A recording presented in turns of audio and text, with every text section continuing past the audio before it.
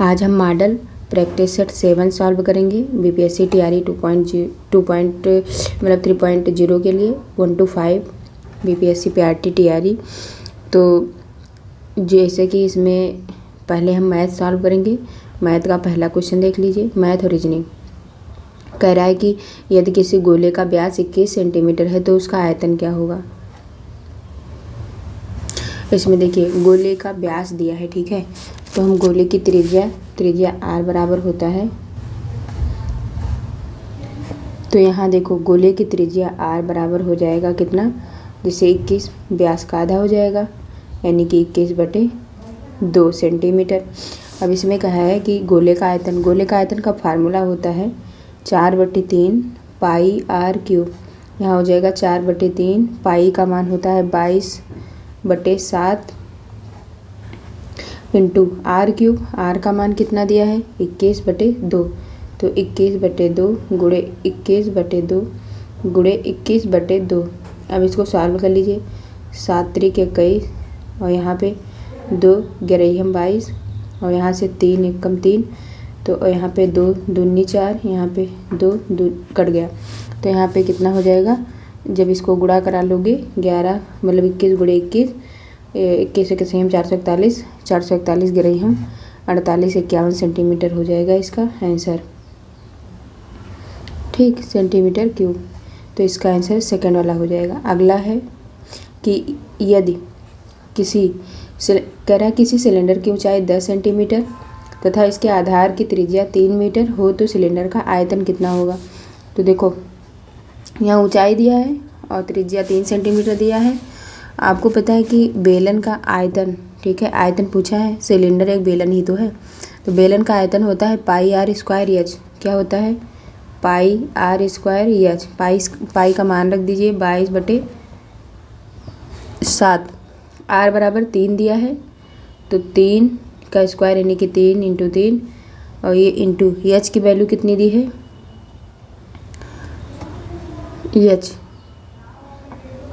H यानी कि ऊंचाई दी है 10 सेंटीमीटर, ठीक है। और तो एक यहाँ पे ऊंचाई 10 दिया तो यहाँ पे 10 रख दो, ठीक। अब यहाँ देखो कट कर दो, ये कटेगा है नहीं। देखो एक क्वेश्चन में गलत दिया है, ठीक है। क्वेश्चन में यहाँ पे होगा क्या, ये होगा 14, यहाँ पे 10 नहीं होगा 14 होगा। तो यहाँ पे भी आप 14 रख दीजिए। तो यहाँ पे 7 दूनी 14 हो जाएगा। और यहाँ पे जब इसको आप मल्टीप्लाई कराओगे 22 दूना कितना हो जाएगा 44, और 44 को जब 3 त्रिका 9 से करोगे तब हो जाएगा 396 मीटर क्यूब। तो इसका आंसर 3 सही हो जाएगा। अगला है, ये क्वेश्चन दिया है, कह रहा है इसकी वैल्यू फाइंड करिए। तो देखो यहाँ पे आप सॉल्व करिए। ये जो लिखा है आपको पता है कि इसकी वैल्यू इतना दी है, ठीक है। रूट में 29 16 की वैल्यू 54 दी है और कह रहा है कि इतने, इसको पूरा इतना कह रहा है, इसका मान ज्ञात कीजिए। तो आप देखिए सबसे पहले यहाँ पे जो ये रूट में दिया है 29 16, इसको आप जो है क्या कर लो, अगर इस डेसिमल को आप यहाँ पे डेसिमल ले आओ तो ये बटे का 100 हो जाएगा कि नहीं। और जब इसका आप बताइए, इसका मान 54 होता है और जब इसको बाहर लाओगे तो 54/10 हो जाएगा, होगा कि नहीं। 54/10 यानी कि इसकी वैल्यू निकल के आ जाएगी 5.4, ठीक। अब देखो ऐसे ही जब इसका करोगे, ठीक, किसका करोगे, ऐसे सबका मान निकाल लो, ठीक है। अभी तो इसका निकाल लो ना, ये इसका मान हो जाएगा। देखो यहाँ पे ये जो रूट का 29 16 दिया है, ठीक है, ये इसका मान दिया है 54। और फिर यहाँ पे आप जब करोगे, देखो यहाँ पे एक सेकेंड, ये वाला, ठीक है। जब 29 16 यहाँ पे ये इतना वैल्यू याद रखो कि ये रखा है और यहाँ पे 29.16 दिया है रूट का। जब इसको आप बाहर करोगे तो हो जाएगा 54/10 हो जाएगा, ठीक। और जब इसको 54/10 या इसको लिख सकते हो 5.4। ऐसे ही जब इसका निकालोगे रूट में 0.29 16 का, तब इसको निकालोगे कितना हो जाएगा 54 बटे हो जाएगा 100 बाहर निकल जाएगा, यानी कि इसको लिख सकते हो 0.54। ऐसे ही इसका वैल्यू निकाल लीजिए। इतना दिया है तो इसको बाहर निकालोगे तो कितना हो जाएगा, देखो 2 2 4 2 6 2 8, यानी कि 8। तो बाहर कितना निकल आएगा, 54/4 अंक निकलेंगे, यानी कि 1 2 3 इतना आ जाएगा। अब इसको जब आप डेसिमल में चेंज करोगे कितना हो जाएगा, ये जो होगा 0.054 इतना हो जाएगा। ठीक, देखो इसकी वैल्यू तो निकल आई ना, 0.4 मतलब ये इतना हो जाएगा। देखो 29.16, फिर से देख लो एक सेकंड, ये 29.16 का मान निकल के आ गया 5.4। ऐसे ही जब इसका मान निकाले हो 29.16, तब इसका मान निकल आएगा 0.54।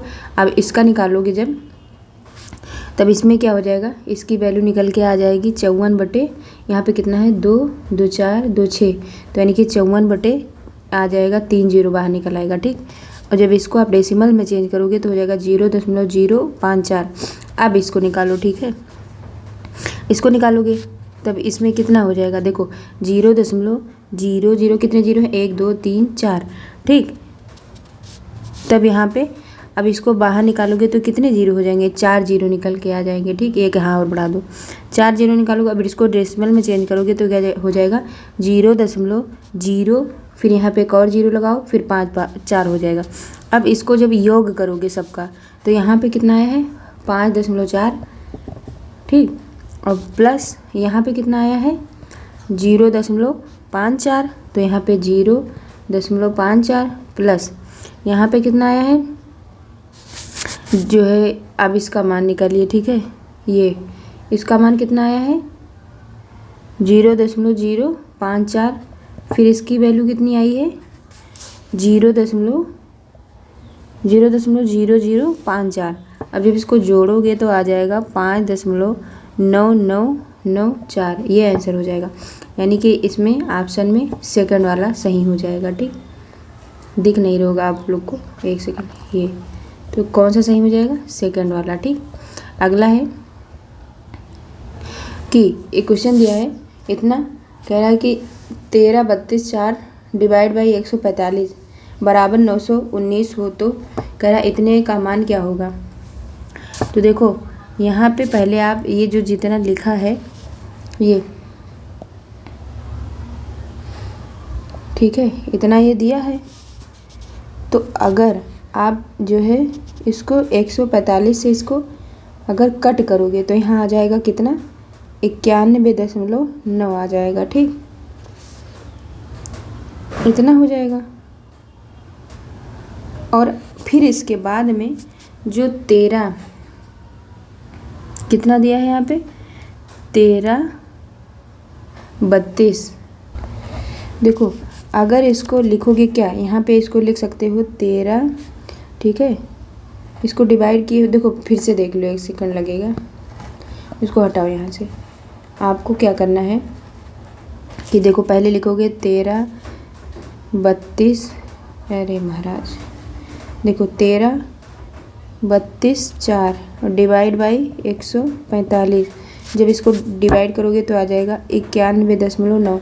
और फिर क्या करोगे आप 13 32 4 को 145 से डिवाइड करो, तब यहाँ पे आ जाएगा 91.9। ठीक, अब क्या करोगे यहाँ पे 13 32 4 को, ठीक है, 91.9 से डिवाइड करोगे तब 145 आ जाएगा। ठीक है, आप क्या करोगे यहाँ पे लिखोगे 13 32 4 बटे कितना हो जाएगा 91.9 हो जाएगा, और फिर गुणे 10/100 हो जाएगा। अब यहाँ पे कितना हो जाएगा, बराबर कर दोगे कितना 145 गुणे 10 और बटे का 100 हो जाएगा।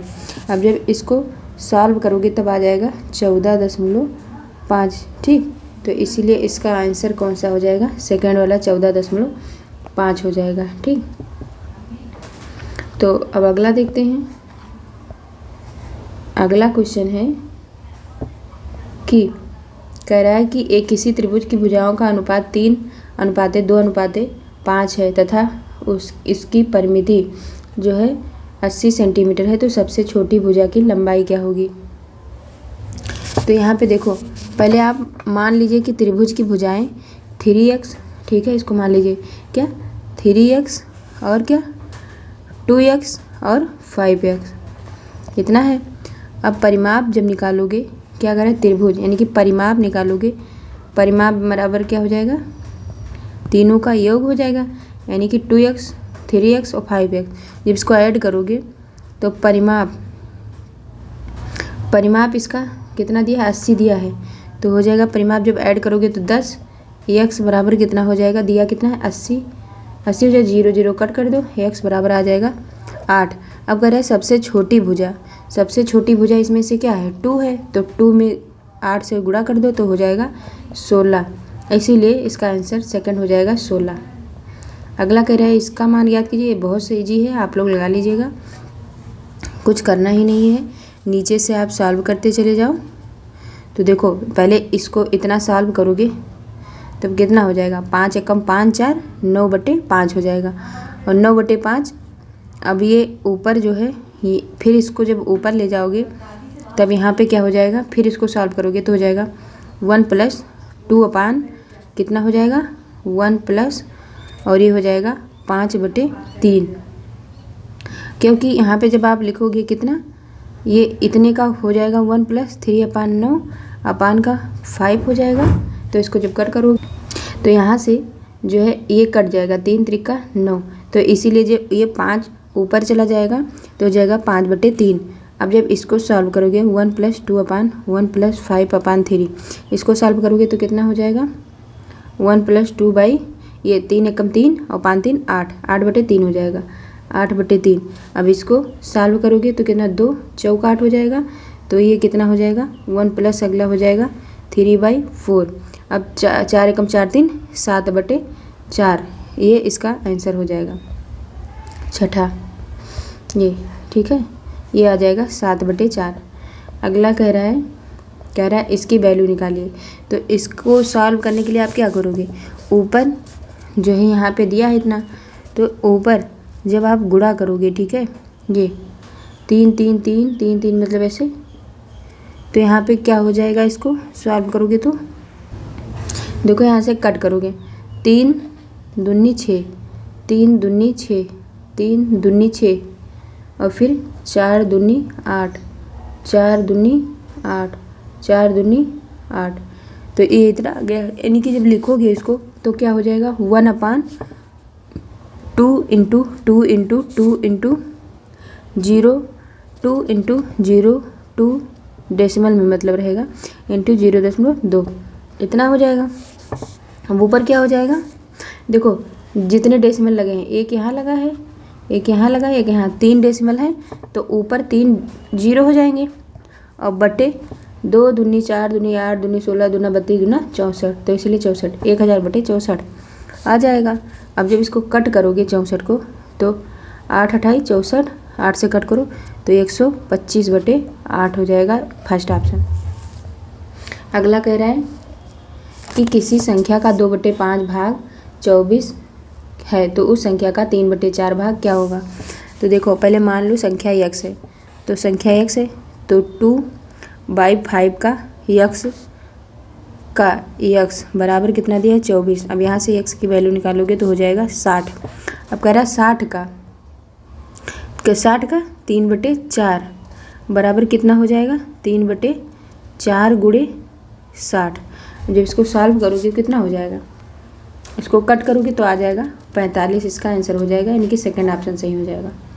अगला दिया है कि जब किसी संख्या को 9 से भाग दिया जाता है, ठीक, 9 से भाग दिया जाता है तो भागफल 0.3 तथा शेष 0.3 आता है।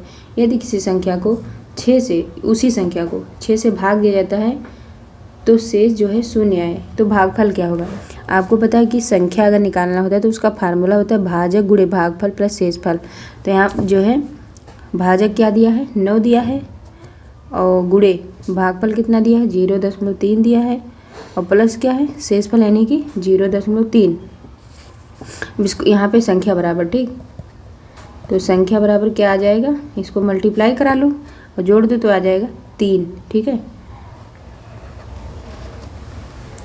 3 आ जाएगा। अब प्रश्न में बोला है कि जब किसी संख्या को 9 से भाग दिया जाता है, ठीक है, 9 से भाग दिया जाता है तो भागफल 0.3, शेष भी जो है 0.3। यदि उसी संख्या को 6 से भाग दिया जाता है तो शेष 0 आता है।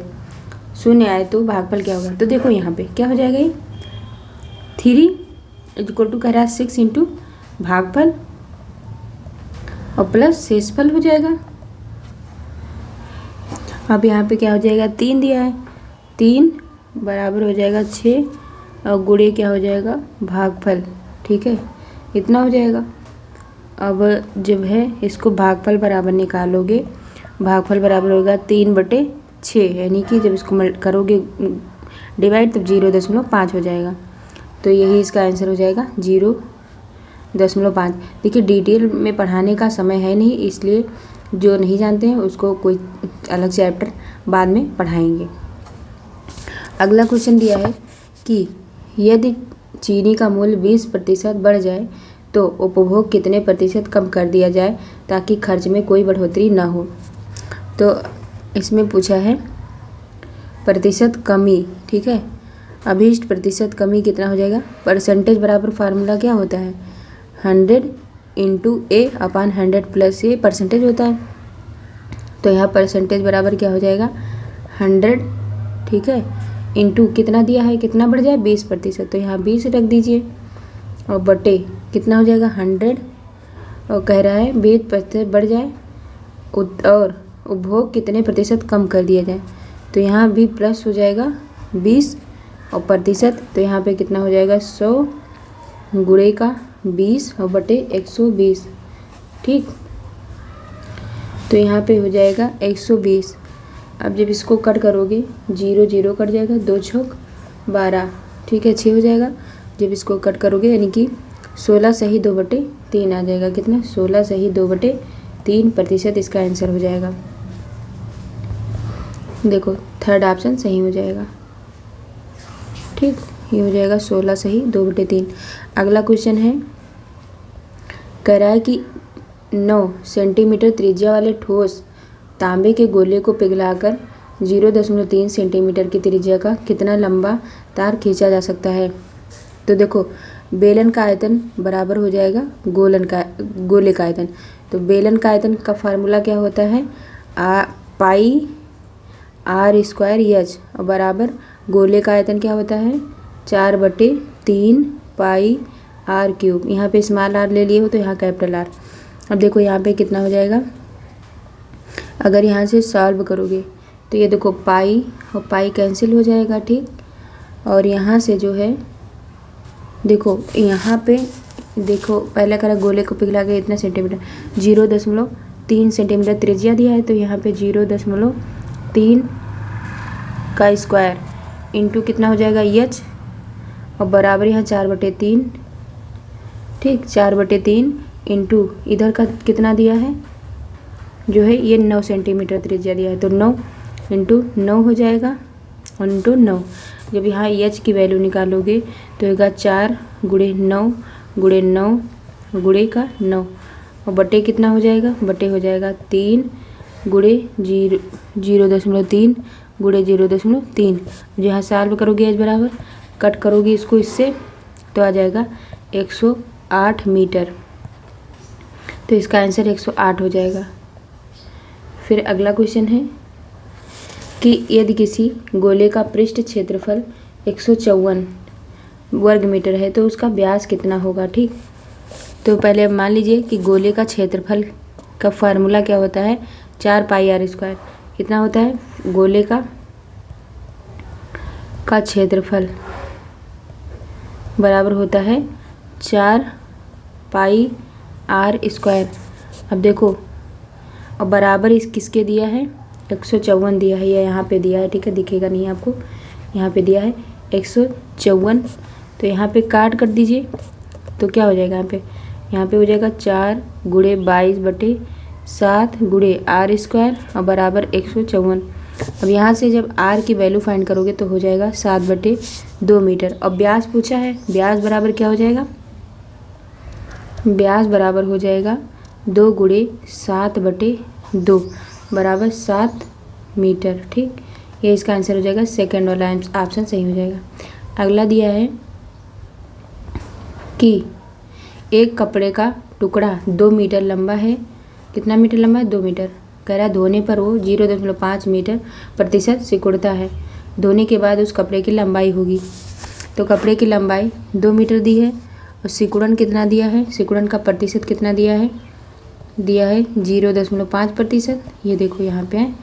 फिर कपड़े की नई लंबाई जब निकालोगे, नई लंबाई, तो नई लंबाई जब निकालोगे तो 2 मीटर में से कितना घटा दोगे, इसको घटा दोगे, कितना घटाओगे 2 मीटर में से, 2 मीटर का कितना 0.5%। ठीक, अब यहाँ पे कितना हो जाएगा 200 माइनस 0.5 गुणे 200 हो जाएगा और बटे का 100। ठीक, अब यहाँ से 0 कट गया, 5 दूनी 10, दशमलव का 10 यानी कि 1 डेसिमल उधर जाएगा, 1 हो जाएगा। तो 200 में से 1 गया, कितना बचा 199। तो कपड़े की नई लंबाई कितना हो जाएगा 199। थर्ड ऑप्शन सही हो जाएगा। अगला कह रहा है इसको सॉल्व करिए, ये इजी है, आपको कुछ करना नहीं है। ऊपर इसको ऐसे लिखा रहने दो, ये देखिए। ठीक, इसको आप लिख सकते हो कितना, पहले आप कट कर दो इसको, जितना कट कर पाओ। देखो सब इंटू में दिया है, 3 त्रिका 9, फिर देखो 3 त्रिका 9, 3 त्रिका 9। अब जब इसको कट करोगे तो आ जाएगा कितना, 3 गुणे 10 की घात 5 हो जाएगी। ठीक, 10 की घात 5 हो जाएगी, और मतलब 10 की घात 5, और नीचे कितना आ जाएगा, ये आ जाएगा 100 इंटू 10 की घात 6। ये 5 है, ये 6 है, तो यानी कि 6 में से 5 गया, 1 बचा। और फिर इसको आप चेंज करोगे तो इसका आंसर आ जाएगा 0.03। तो इसमें आंसर है नहीं, तो उपयुक्त में से 1 से अधिक हो जाएगा। ठीक, फिर हम अगला देखते हैं। कह रहा है कि इतने का मान ज्ञात कीजिए। इसको भी उसी तरह इजी है, आप सॉल्व कर लेंगे। इसको लिख दोगे कितना, 25 गुणे 14 लिख दो, गुणे 10 की घात कितना हो जाएगा, 4 हो जाएगा। ठीक, क्योंकि यहाँ पे 4 अंक के बाद डेसिमल लगा हुआ है। अब नीचे कितना हो जाएगा, 175 गुणे 10 की घात 5 हो जाएगा। 1 2 3 4 और 1 ऊपर वाला आ जाएगा, तो 5, 10 की घात 5। अब इसको सॉल्व करोगे तो 2/10 यानी कि 1/5 हो जाएगा इसका आंसर, सेकेंड वाला। अगला क्वेश्चन है कि कोई धन जो है किसी साधारण वार्षिक ब्याज की दर से 5 वर्ष में 7 गुना हो जाता है, ब्याज की दर कितना होगी। तो देखो मूलधन माना x है, p बराबर कितना मान लो x, और साधारण ब्याज का फार्मूला होता है मूलधन, मतलब साधारण ब्याज बराबर होता है क्या, मूलधन। तो आप यहाँ पे क्या कर दो, 7x में से x घटाओगे तो कितना हो जाएगा 6x, और यह SI बराबर होता है PRT/100। तो यानी कि 6x = x into R into 5 हो जाएगा अपॉन 100। अब यहाँ पे जब R की वैल्यू निकालोगे तो कितना हो जाएगा, 7 गुना हो जाता है। ठीक है, हाँ। तो यहाँ से जब सॉल्व करोगे तो 5 दूना 10, 20 हो जाएगा।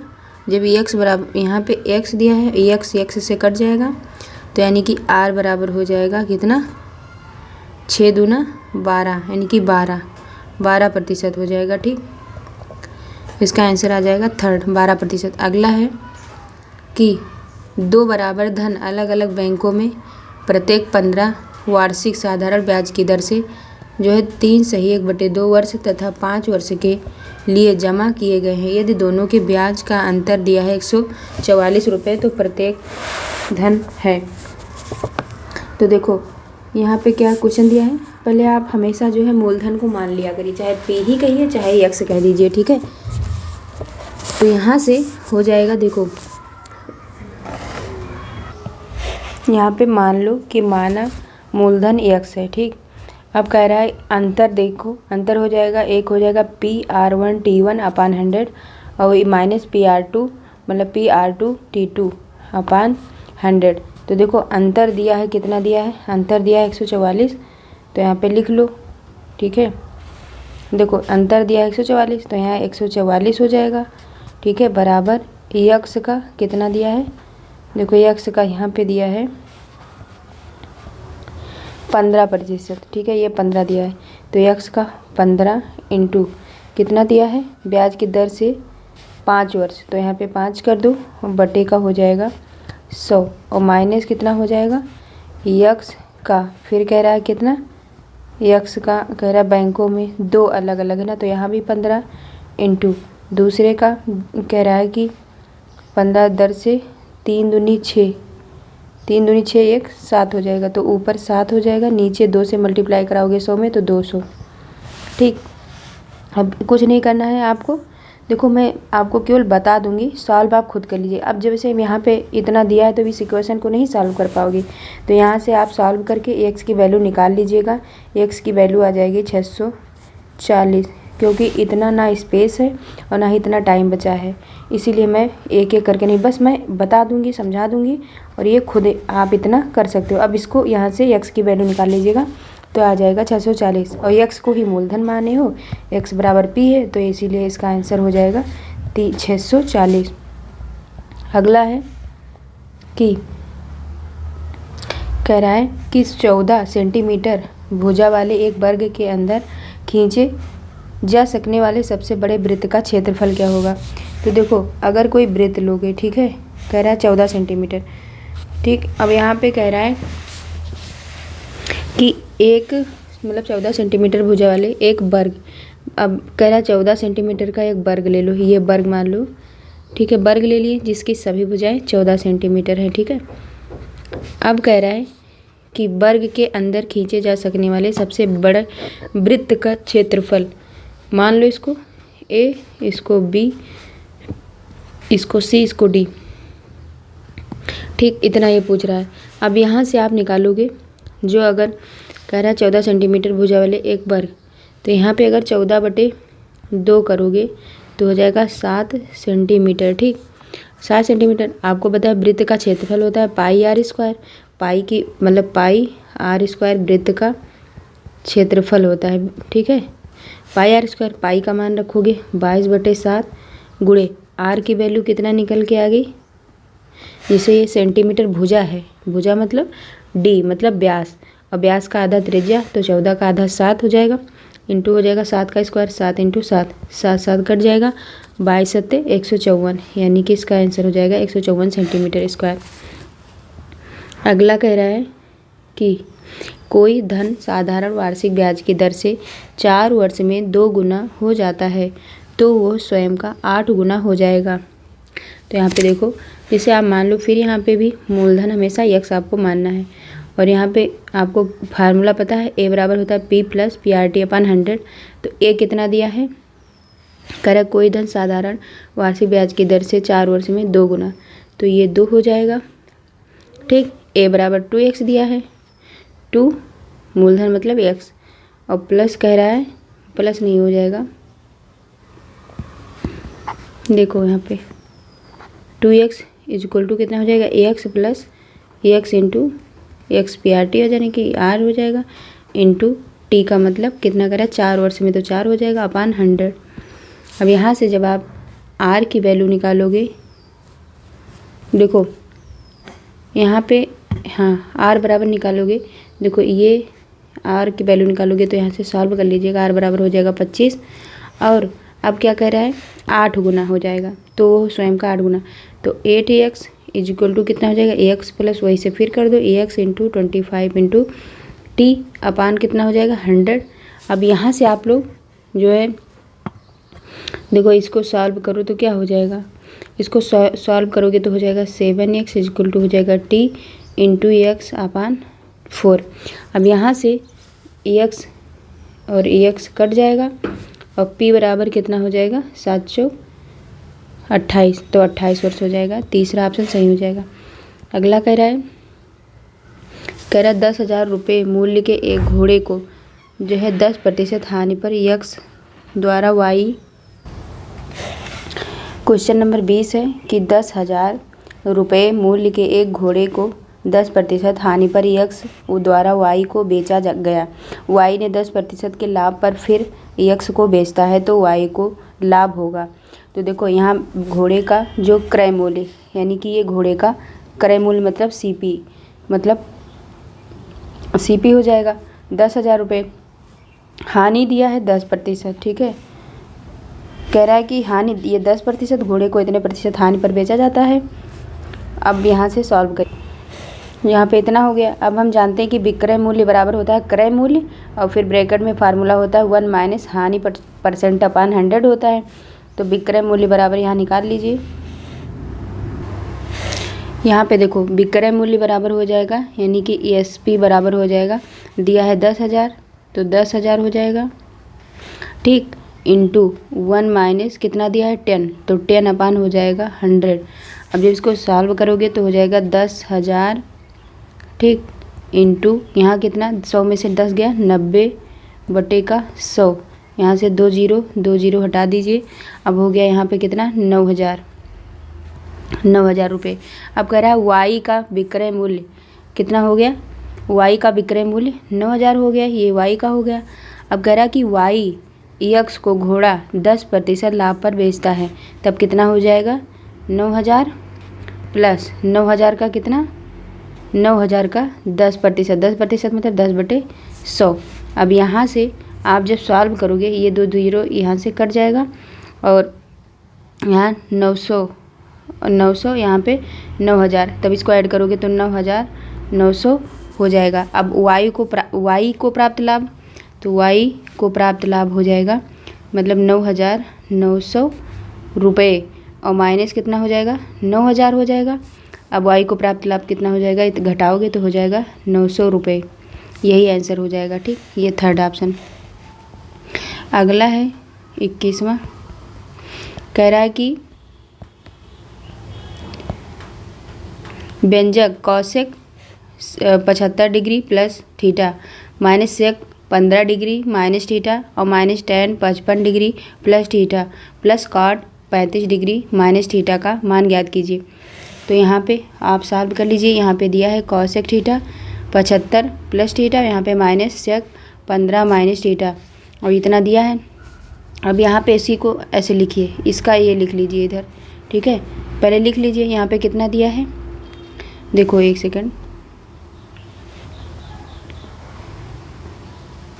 देखो अब देखो यहाँ पे लिख लीजिए, दिया है कौसेक 75 डिग्री प्लस थीटा दिया है और माइनस कितना दिया है sec 15 degree minus 15 degree minus theta इतना दिया है और फिर कितना दिया है minus tan 55 degree plus theta और प्लस हो जाएगा cot 35 डिग्री माइनस थीटा, फिर इक्वल टू हो जाएगा cosec 90 minus 15 degree minus theta और ये हो जाएगा minus sec 15 degree minus theta, minus का हो जाएगा tan 15 मतलब 55 डिग्री प्लस का थीटा इतना हो जाएगा, ये थीटा है, ठीक है। और प्लस हो जाएगा कितना cot 90 और इसको चेंज कर लीजिए 90, इसको कर दीजिए 55 डिग्री माइनस का थीटा हो जाएगा, ठीक है। अब यहाँ आप क्या लिखोगे, इसको ये हो जाएगा सेक हो जाएगा कितना 15 माइनस थीटा और फिर क्या हो जाएगा माइनस, ये हो जाएगा सेक 15 माइनस का थीटा और फिर यहाँ पे माइनस हो जाएगा tan कितना हो जाएगा 55 डिग्री प्लस का थीटा प्लस कितना दिया है tan, यहाँ हो जाएगा 55 डिग्री प्लस का थीटा बराबर कितना हो जाएगा ये जब इसको देखो ये सब कट जाएंगे, ठीक है। कॉस से यहाँ देखा सेक 15 माइनस थीटा, ये और ये प्लस में कट जाएगा, ये माइनस में है ये प्लस में कट जाएगा, बराबर कितना आ जाएगा 0। तो इसका आंसर हो जाएगा 0। तो इसमें 0 ये सेकंड ऑप्शन में है, तो ये वाला सही हो जाएगा, ठीक। यहाँ पे देखिए ये सेकंड ऑप्शन सही हो जाएगा, ठीक। अब हम क्वेश्चन नंबर 22 देखेंगे। दिया है कि साइन 15 डिग्री का मान ज्ञात कीजिए। तो यहाँ साइन 15 को आप लिख सकते हो साइन 45 माइनस का 30। अब ये साइन ए माइनस बी का फार्मूला हो गया। इसका फार्मूला होता है sign A cos B minus cos A sine B. तो यहाँ हो जाएगा साइन 45 और कॉस 30, ठीक, और माइनस कॉस 45 और साइन 30। अब इसका सबका मान रख, देखो यहाँ पे साइन 45 का मान होता है 1/√2 और इंटू कॉस 30 का मान होता है √3/2। इसका मान होता है 1/√2 इंटू साइन 30 का मान 1/2। यहाँ से कट कर देंगे क्या जो है जो कटेगा। तो इसको जब सॉल्व करोगे तो यहाँ पे देखो माइनस का हो जाएगा 1/2√2 और ये हो जाएगा √3/2√2। तो ऊपर आ जाएगा कितना √3 - 1, क्योंकि आधार समान है तो 2√2 इतना आ जाएगा। तो यही इसका आंसर हो जाएगा। ये भी सेकंड ऑप्शन सही हो जाएगा। ये देखो सेकंड ऑप्शन यहाँ पे दिया हुआ है, ठीक, ये वाला। अगला है कि उस विकल्प का चयन करिए जिसका तीसरे पद से वही संबंध है जो दूसरे पद का पहले पद से संबंध है। तो देखो यहाँ पे दिया है न्यायालय, कोर्ट यानी कि न्याय, जस्टिस, और महाविद्यालय मतलब कॉलेज। तो देखो जिस प्रकार न्यायालय का काम विभिन्न मुद्दों पर लोगों को न्याय दिलाना होता है, उसी प्रकार महाविद्यालय का काम छात्रों को शिक्षा प्रदान करना होता है। तो इसीलिए ये थर्ड ऑप्शन सही हो जाएगा। अगला है कि 6 लोग, ठीक है, क्या कह रहा है 6 लोग राज, श्रुति, प्रिया, मोहन, अजीत और गीत एक वृत्ताकार मेज पर बैठे। तो देखो यहाँ पे वृत्ताकार मेज बना लो और कितने लोग बैठे हैं 6 लोग। तो ऐसे बना लो 1 2 3 4 5 और 1 6 लोग बैठे हैं। कह रहा है वृत्ताकार मेज के चारों ओर अंदर की ओर मुंह करके बैठे हुए हैं। कह रहा मोहन प्रिया के दाईं ओर दूसरे स्थान पर बैठा है। क्या मोहन, ठीक है। अगर यहाँ पे मोहन कर दें प्रिया के दूसरे, मतलब तो प्रिया के दूसरे मतलब प्रिया यहाँ रही होगी, तभी तो प्रिया से दूसरे एक दूसरे नंबर पर बैठा है। फिर कह रहा है और प्रिया राज के बाईं ओर तीसरे स्थान पर बैठी है। प्रिया मतलब राज के, किसके, राज के तीसरे, तो यानी कि यहाँ पे राज कर दो। ये प्रिया जो है राज के तीसरे 1 2 तीसरे पे जो है कितने तीसरे बाईं ओर बैठी है। तो इसका बायां इधर ही हो जाएगा, बैठी है। अब कह रहा है अजीत मोहन के दाईं ओर बैठा है, दाईं ओर दूसरे स्थान पर बैठा है। अजीत जो है अजीत बैठा है, अजीत यानी कि यहाँ हो जाएगा तभी तो होगा। कह रहा है कि अजीत मोहन के, ये मोहन है, ठीक, मोहन के दाईं ओर दूसरे स्थान पर बैठा है, तो दूसरा स्थान हो गया। और गीत मोहन के बगल में नहीं बैठी है। कह रहा है जो गीत है वो मोहन के, कहाँ लिखा है, गीत मोहन के बगल में नहीं बैठी है। अगर ये मोहन के बगल में नहीं बैठी है यानी यहाँ नहीं बैठी है तो यहाँ बैठेगी, यही तो गीत हो जाएगी। नहीं बैठी है तो अब बचा कौन, गीत के दाईं ओर चौथे स्थान पर कौन बैठा है। तो गीत के दाईं ओर चौथे स्थान पर देखो जो गीत है, ठीक है, गीत मोहन के बगल में नहीं बैठी है, तो क्या हो जाएगा, गीत छठे स्थान पर बैठी है। और दूसरे स्थान पर कौन हो जाएगी, यहाँ पे श्रुति ही तो बची है, तो श्रुति हो जाएंगी, ठीक है। अब राज जो है, ये राज, ये गीत के दाईं ओर जो है चौथे स्थान पर है, 1 2 3 4 चौथे स्थान पे, ठीक है। तो इसीलिए आंसर हो जाएगा क्या, चौथे स्थान पर कौन है, राज है। कह रहा है गीत के दाईं ओर, गीत के दाईं ओर, दाईं मतलब इधर चौथे स्थान पर, 1 2 3 चौथे स्थान पर कौन है? राज है, तो इसीलिए राज हो जाएगा। अगला कह रहा है कि एक दिया है कि जी मतलब GJLTOUCBM का अर्थ है इट इज़ कार। कह रहा है इसका अर्थ दिया है ही इज राम, तो कह रहा है इसका अर्थ राम हैज कार। इसमें कह रहा है इट मतलब क्या हो जाएगा? तो देखो यहाँ पे GJL और इसमें सेकंड वाले में देखो GJL, यानी कि जो इसमें होगा वही इसमें होगा। तो इसमें देखो दोनों में क्या मिल रहा है, यानी कि जो है इन दोनों में इज मिल रहा है, ठीक, इसमें और इसमें ये इज ये मिल रहा है। अब देखो यहाँ से CBM ले लो और तीसरे में CBM ले लो, तो यानी दोनों में से कुछ मिल रहा है। तो इसमें राम हैज कार है और इसमें भी कार, तो यानी कि कार ये हो जाएगा, कार ये। अब इन दोनों को कट कर दो, ठीक है, CBM। अब पूछा किसका अर्थ है? इज, तो इज देखो इज का मतलब GLF मिल ही गया है, ये मतलब GJL। और कार का मतलब क्या मिला है?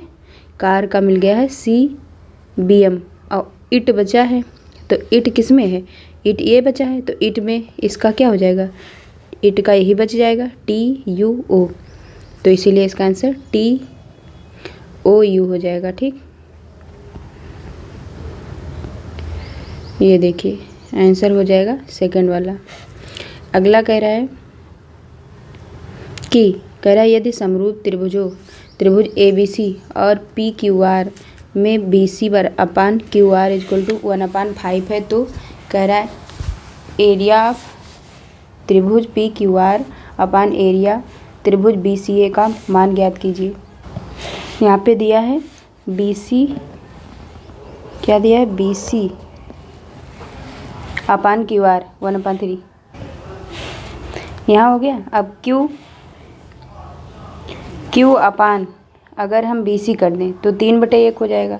अगर QR अपान BC करें तो यह हो जाएगा 3/1। अब एरिया, अब इसका मान पूछा है तो इतने बराबर क्या हो जाएगा?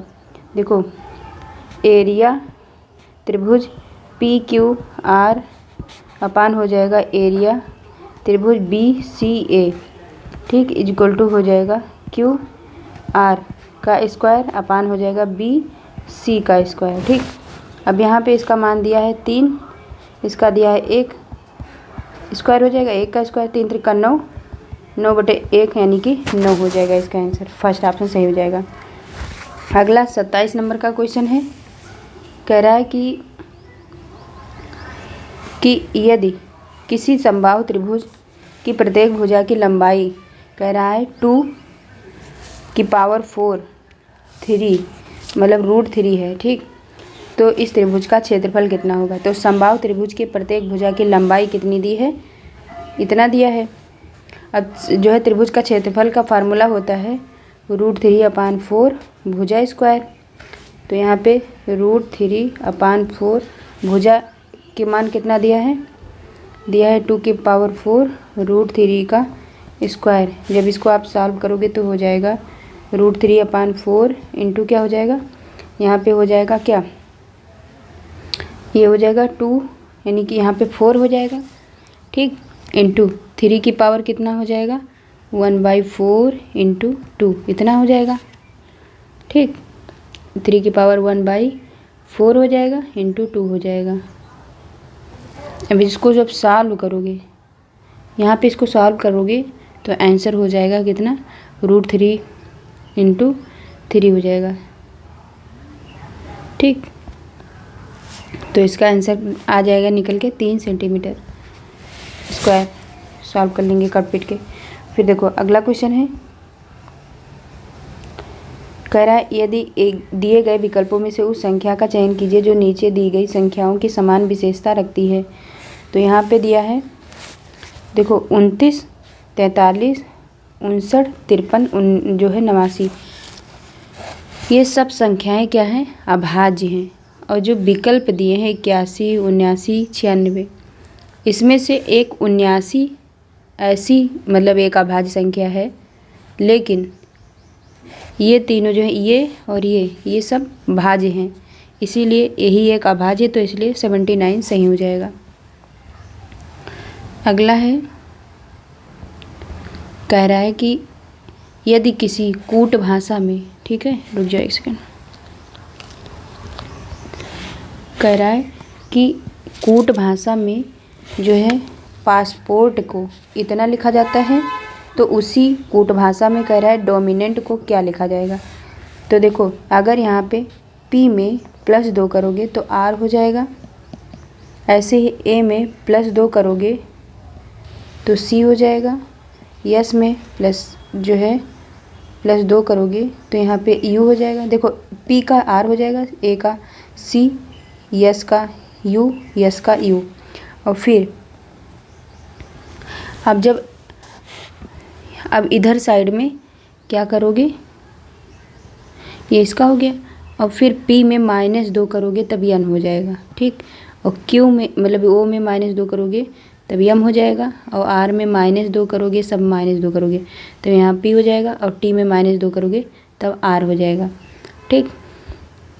इसी तरीके से इसमें भी यहाँ बांट लीजिए, यहाँ तक +2 कर दीजिए, यहाँ -2, तो D में जब +2 करोगे तो F हो जाएगा, Q में मतलब O में +2 करोगे तब Q हो जाएगा, M में +2 करोगे तो यहाँ पे कितना हो जाएगा O, I में +2 करोगे तो K हो जाएगा, और N में -2 करोगे तो L हो जाएगा, A में -2 करोगे तो Y हो जाएगा, N में -2 करोगे तो L हो जाएगा, T में -2 करोगे तो R हो जाएगा, यानी कि इसका फर्स्ट ऑप्शन सही हो जाएगा।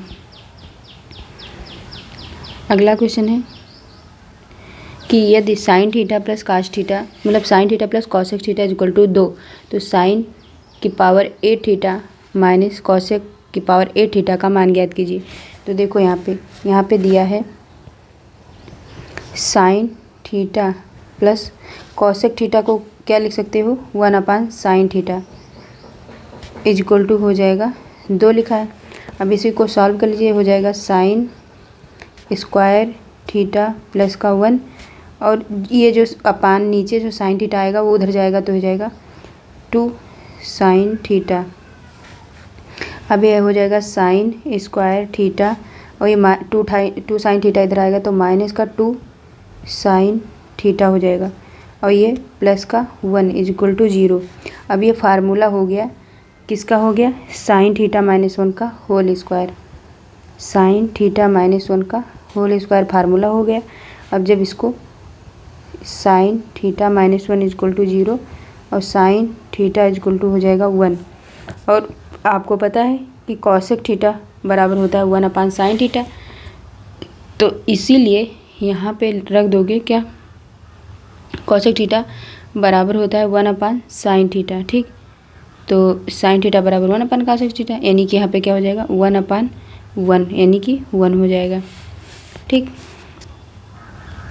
अब देखो यहाँ पे आप पूछा क्या है, पूछा है sin की पावर 8 थीटा प्लस का दिया है cosec की पावर 8, ये 8 थीटा दिया है, तो यहाँ निकल गया है किसका मान, sin की मान 1 हो जाएगा, तो यानी कि 1 की पावर 8 प्लस 1 की पावर 8, यानी कि 2 आंसर आ जाएगा इसका, तो इसका 2। अगला कह रहा है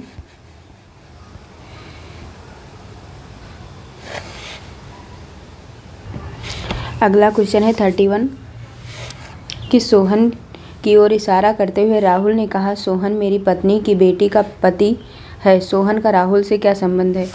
तो देखो राहुल की पत्नी की बेटी, ये राहुल की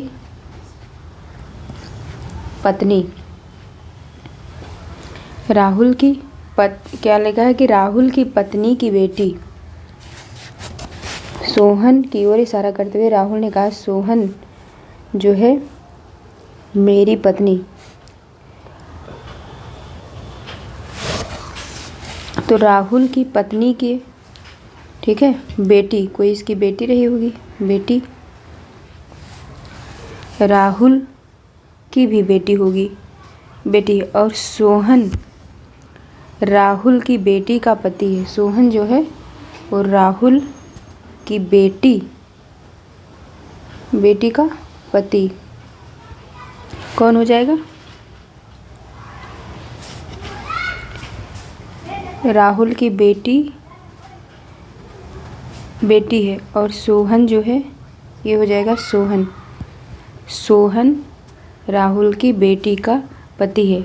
तो जो सोहन है ये हो जाएगा सोहन, मतलब ये सोहन हो जाएगा और ये उसकी पत्नी हो जाएगी। तो सोहन जो है ये राहुल का दामाद हो जाएगा। ठीक, सोहन राहुल का दामाद हो जाएगा, इसलिए सेकंड ऑप्शन सही हो जाएगा। अगला है यदि एक वृत्ताकार मार्ग की बाहरी और भीतरी त्रिज्या 20 तथा b है तो मार्ग का क्षेत्रफल इकाई क्या होगा? तो यहाँ पे दिया है यदि एक वृत्ताकार मार्ग की बाहरी तथा भीतरी त्रिज्या यानी कि कैपिटल R बराबर 2a, रास्ते का क्षेत्रफल का फार्मूला होता है, रास्ते का क्षेत्रफल का फार्मूला होता है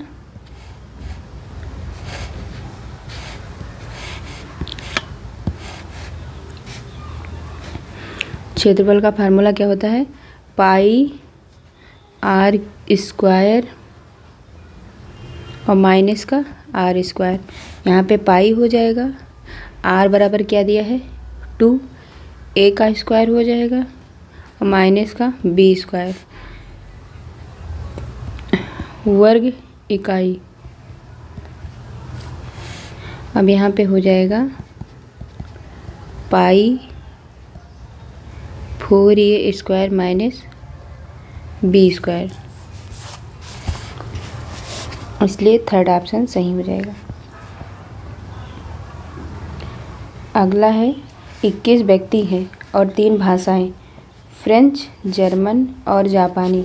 10 व्यक्ति जर्मन बोलते हैं, 12 व्यक्ति जापानी बोलते हैं, 10 व्यक्ति फ्रेंच बोलते हैं, 4 व्यक्ति केवल फ्रेंच बोल सकते हैं और 5 व्यक्ति केवल जापानी बोल सकते हैं। 4 व्यक्ति फ्रेंच और जर्मन दोनों भाषाएं बोल सकते हैं, 3 व्यक्ति सभी भाषाएं बोल सकती हैं। कितने व्यक्ति जापानी और जर्मन बोलते हैं? तो देखो इसमें जैसा बोला है वैसे देख लो, यहाँ पे पहले यहाँ पे बना लो। कह रहा है फ्रेंच, देखो 21 व्यक्ति हैं, ठीक, टोटल 21 हैं जिनमें से 3 भाषाएं हैं, ठीक। उसमें कह रहा है फ्रेंच, जर्मन और जापानी है। 10 व्यक्ति जर्मन बोलते हैं, पहले क्या है 10 व्यक्ति जर्मन बोलते हैं, मतलब क्या हो जाएगा 10 व्यक्ति जर्मन बोलते हैं, मतलब यहाँ पे इसका 10 व्यक्ति जर्मन हो गए हैं, ठीक। और फिर क्या कहा है कि 12 व्यक्ति जापानी बोलते हैं, टोटल मिला के 12 व्यक्ति जापानी बोलते हैं, 10 व्यक्ति फ्रेंच बोलते हैं। कह रहा है 4 व्यक्ति केवल फ्रेंच बोलते हैं, ठीक, 4 व्यक्ति केवल फ्रेंच बोलते हैं। तो इसका चित्र कुछ ऐसे बनेगा, ठीक। इसको मान लो कि ये जर्मन है, ठीक, जर्मन हो गया। और ये वाला जापानी मान लीजिए और इसको मान लीजिए फ्रेंच। अब इसमें से देखो कह रहा है कि 4 व्यक्ति केवल फ्रेंच बोलते हैं, तो यहाँ पे 4 लिख दो, ठीक। 4 व्यक्ति केवल फ्रेंच बोलते हैं, 5 व्यक्ति केवल जापानी बोलते हैं, तो 5 व्यक्ति यहाँ केवल जापानी हो जाएंगे, 5 व्यक्ति केवल जापानी हो जाएंगे। फिर कह रहा है 4 व्यक्ति फ्रेंच और जर्मन दोनों भाषाएं बोल सकते हैं, 4 व्यक्ति फ्रेंच और जर्मन, ठीक, यानी कि फ्रेंच भी और जर्मन भी, उसमें से कौन हो जाएंगे 5, तो फ्रेंच और जर्मन, ठीक है। यहाँ पे जब चित्र बनाओगे तो बन जाएगा कैसे, यहाँ पे हो जाएगा 1, यहाँ पे हो जाएगा 3, ये 3 है, ठीक, और ये हो जाएगा 2, यहाँ हो जाएगा 4, ये 5 और ये 2, ये चित्र अब सही हो गया। अगर यहाँ पे एक इनको फिगर बना के देना चाहिए पर बनाए नहीं है, इसका फिगर कुछ इस तरह बन जाएगा, ठीक। अब जापानी और जर्मन, अगर पूछे जर्मन और जापानी दोनों बोलने वाले व्यक्तियों की संख्या कौन सी हो जाएगी, यही तो हो जाएगी, ये वाला, तो इसलिए 2 हो जाएगा आंसर, ठीक। अगला कह रहा है कि 8 लड़के A B C D E F G तथा एच एक वर्गाकार मेज के इर्द गिर्द केंद्र की ओर मुख करके बैठे हुए हैं, जरूरी नहीं कि उनका क्रम यही हो। करें तो एक मेज पहले बना लो वर्गाकार, ठीक। कितने लोग बैठे हैं, 8 लोग, तो हर सब में 2 2 कर दो, 2 इधर 2 इधर 2 इधर 2 इधर 2 इधर, 8 हो गए, 2 2 4 2 6 8 हो गए। अब कह रहा है जैसे कहा है वैसे करते जाओ कि 8 लोग बैठे हुए हैं एक वर्गाकार मेज के इर्द गिर्द और केंद्र की तरफ मुँह करके, ठीक। ये केंद्रीय हो गया, जरूरी नहीं कि सब क्रम में हो, आप जो कहे वो करते जाओ। कह रहा प्रत्येक भुजा पर 2 2 लड़के बैठे हुए हैं। कह रहा डी ए के दाईं ओर, डी ए के दाईं ओर दूसरे स्थान पर बैठा है, ठीक है। क्या बोला है, डी दूसरे पर दाईं ओर, ठीक है। अगर यहाँ पे इसको डी मान ले, डी क्या कह रहा है फिर से, डी ए के दाईं ओर, तो ए के दाईं ओर क्या हो जाएगा, ए यही तो हो जाएगा, ये यहाँ रखोगे तभी तो, इसके दाईं ओर दूसरे स्थान पर ये बैठा है, दूसरे स्थान पर बैठा है। और यच तथा डी सन्मुख भुजाओं पर बैठे हैं, कौन, यच और डी, यानी कि ये डी है तो ये इसका सम्मुख यही तो होगा, तो ये यच हो जाएगा, सम्मुख भुजाओं पे बैठे हुए हैं। यच या तो डी के बाईं ओर तीसरे स्थान पर है या डी के दाईं ओर तीसरे स्थान पर है, तो किसकी बात किया है, यच या तो डी के बाईं ओर तीसरे स्थान पर है या डी के दाईं ओर तीसरे स्थान पर है। और कह रहा है कि आगे पढ़ो, ए तथा बी समान भुजा पर बैठे हैं, ए और बी समान भुजा, यानी कि ये यहाँ पे है पहले से, तो इधर भी समान भुजा पर बैठे हैं। अब देखो कह रहा है ई यच अथवा डी का पड़ोसी नहीं है, तो ई एच डी का पड़ोसी नहीं है, तो डी का पड़ोसी इधर बैठेंगे तो हो जाएंगे, इधर भी हो जाएंगे, तो यानी कि यहाँ पे हो जाएगा, ये डी हो जाएगा, तभी तो इसके पड़ोसी नहीं होंगे। कह रहा पड़ोसी नहीं है, ई कह रहा है यफ ई तथा यच का पड़ोसी नहीं है, यफ जो है वो ना ई का और ना यच का पड़ोसी है, तो इसको कहाँ पे बिठाएंगे, यफ को अगर हम यहाँ बैठा दें, ठीक, तो जो है ना ये ई का पड़ोसी होगा और ना ही यच का, ठीक। अब देखो यहाँ पे करा ई एच अथवा डी का पड़ोसी नहीं है, ई जो है वो एच और डी का इधर भी नहीं हो सकता और इसका भी पड़ोसी नहीं होना चाहिए, तो यानी कि ई यहाँ से होना चाहिए। अब बचा कौन है इसमें से, केवल बचा है जी, तो जब जी बचा है एक ही वो बचा है, तो ये हो जाएगा। अब देखो कह रहा है ई के पड़ोसी कौन है, तो ई के पड़ोसी आपको ये पता है कि ए तथा बी समान भुजा पर बैठे हैं और डी ए के दाईं ओर दूसरे स्थान पर बैठा है। अब यहाँ पे आपको पता होना चाहिए कि यच और डी ठीक समूह भुजाओं पर बैठे हैं, इसलिए कहा हो जी कि एच डी के बाईं ओर तीसरे पे हो जाएगा, ठीक। यच जो है वो डी के बाईं ओर तीसरे स्थान पर हो जाएगा, तीसरे स्थान पर बैठा है। ई एच और डी का पड़ोसी नहीं है, ई जो है क्या कहा था, ई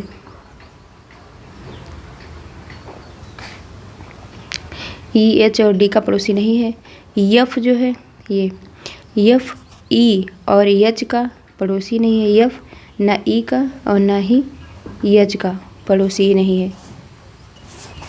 तो यहाँ पे ई के पड़ोसी पूछा है, ई के पड़ोसी कौन हो जाएगा, एक तो ई का पड़ोसी सी हो जाएगा और क्या हो जाएगा, डी हो जाएगा। कौन हो जाएगा, ये ई का पड़ोसी एक तो जी हो जाएगा और एक डी हो जाएगा, ठीक।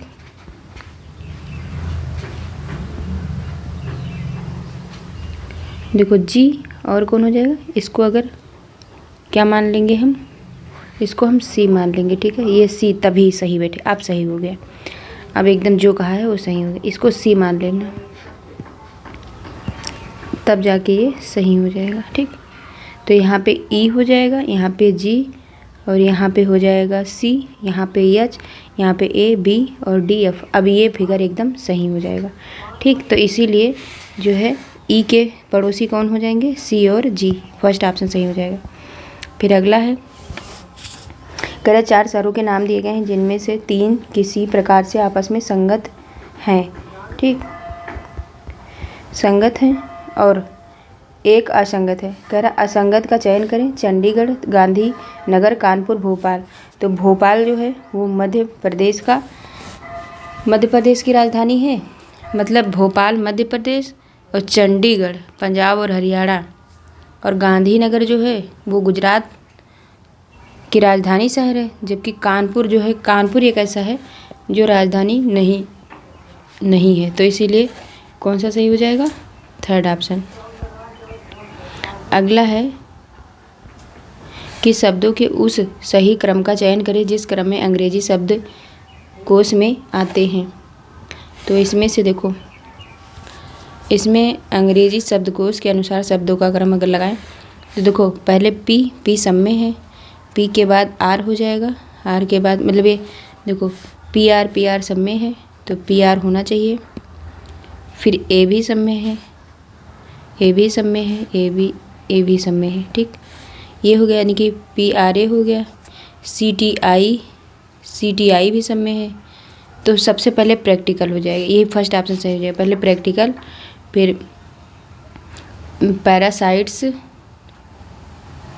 फिर है फ्रेज, फिर प्रैंक, फिर प्रेयर। तो फर्स्ट ऑप्शन सही हो जाएगा। अगला है, कह रहा है यदि थीटा बराबर 45 तो sine theta plus cos theta upon cos theta minus sine theta का मान ज्ञात कीजिए। यहाँ थीटा बराबर 45 दिया है, यहाँ पे इसका मान ज्ञात करना है। तो यहाँ देखो साइन थीटा की वैल्यू रख दो, तो थीटा बराबर यहाँ पे 45 हो जाएगा, साइन 45 प्लस कास 45, ठीक। और यहाँ पे नीचे क्या हो जाएगा, साइन 45 माइनस कास 45, ठीक। अब यहाँ पे क्या हो जाएगा, 1/√2 प्लस का 1/√2 अपान हो जाएगा 1/√2 माइनस का 1/√2, ठीक। ये इसका मान हो जाएगा, साइन 45 का 1/√2 मान होता है। अब यहाँ पे जब सॉल्व करोगे तो ये 1/2 2/√2 अपान ये 1 माइनस 1 गया 0/√2 यानी कि 0 हो जाएगा। तो यहाँ पे कितना आ जाएगा, 2/√2 यानी कि जब 0 से इसको भाग दोगे तो आ जाएगा इनफाइनाइट, ठीक। इसका आंसर हो जाएगा इनफाइनाइट। अगला 38 है कि एक स्कूल में गणित, भौतिकी और रसायन विज्ञान की सीटें 7:8:9 के अनुपात में सीटों को क्रमशः 30, 40 और 50 के तक बढ़ाने का प्रस्ताव है। बढ़ी हुई सीटों का अनुपात क्या होगा। तो देखो 7, 8, 9 दिया है ये, तो आप 130 का क्या निकालेंगे, यहाँ पे निकाल लीजिए।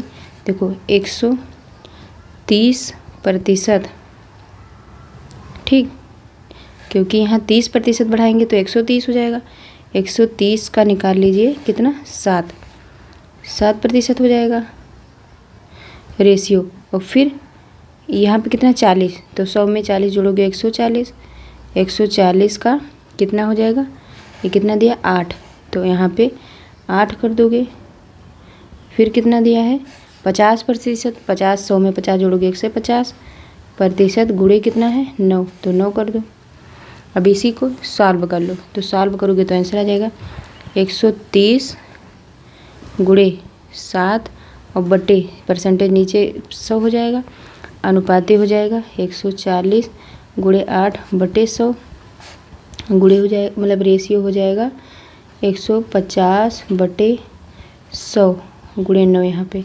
अब यहाँ से कट कर दीजिए जितना कटे, ठीक। जब कट करेंगे 0 0 से कट जाएगा, 5 ते 15, 5 दूनी 10, ऐसे ही सबको कट कर दीजिए। यहाँ पे 0 0 कट जाएगा, 2 से कट करो 2 चौका 8, 2 पंचे 10, यहाँ से भी 0 0 कट कर दो। जब इसको टोटल कट करोगे तब आ जाएगा यहाँ पे 13 गुणे 7 हो जाएगा, और ये हो जाएगा 14 गुणे 8, और रेशियो हो जाएगा 15 गुणे 9, और फिर यहाँ पे कितना हो जाएगा 91 रेशियो 13 7 91, 14 8 112, और ये कितना हो जाएगा 15 9 135। ये आंसर हो जाएगा क्या 91 112 135। तो देखो यहाँ पे ये यही वाला ऑप्शन सही हो जाएगा। ठीक, फिर अगला है कि उस वेन आरेख का चयन करें जो निम्नलिखित वर्गों के बीच संबंध को सर्वोत्तम ढंग से निरूपित करता है। तो इसमें दिया है गेहूँ, ठीक, इसमें दिया है गेहूँ चावल अनाज। तो गेहूँ और चावल से दोनों अनाज के अंतर्गत आते हैं, गेहूँ और चावल दोनों अनाज के अंतर्गत आते हैं। ठीक, और गेहूँ एवं चावल का आपस में कोई संबंध नहीं है। तो क्या हो जाएगा गेहूँ चावल अनाज के बीच का अगर संबंध देखा जाए तो इसमें से कौन सा सही हो जाएगा, ये बी ऑप्शन सही हो जाएगा, ये वाला हो जाएगा। ठीक, मतलब ये आ रहा है इसमें। फिर अगला क्वेश्चन है, कह रहा है एक निश्चित कोड भाषा में वेलकम को जो है क्या लिखा ZHOFRPH लिखा जाता है। तो उसी कोड भाषा में जो है DUSSRDF के दिए गए विकल्पों में से कौन सा कोड होगा, इसका क्या हो जाएगा। तो यहाँ पे जो Z है, Z में आप -3 करोगे तब हो जाएगा W। ऐसे ही सब में -3 करोगे, EH में -3 करोगे तभी हो जाएगा E, O का हो जाएगा L, C का हो जाएगा F, और R का हो जाएगा O, P का हो जाएगा M, और EH का हो जाएगा E। सभी में -3 करोगे। जब ऐसे ही D में -3 करोगे तो A हो जाएगा, U में -3 करोगे तो R, S का हो जाएगा P, इसका भी P हो जाएगा, R का हो जाएगा O, इसका A हो जाएगा, F का C, और इसका H, यानी कि थर्ड ऑप्शन सही हो जाएगा। फिर अगला है, अब सामान्य जागरूकता और सामान्य विज्ञान, और क्या देखेंगे,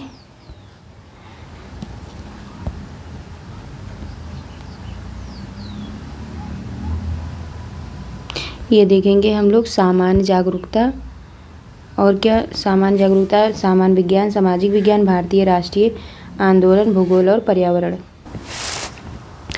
41 नंबर का क्वेश्चन है कि सर्वव्यापी रक्तदाता का रक्त ग्रुप होता है। तो ये होता है O, क्या हो जाएगा O।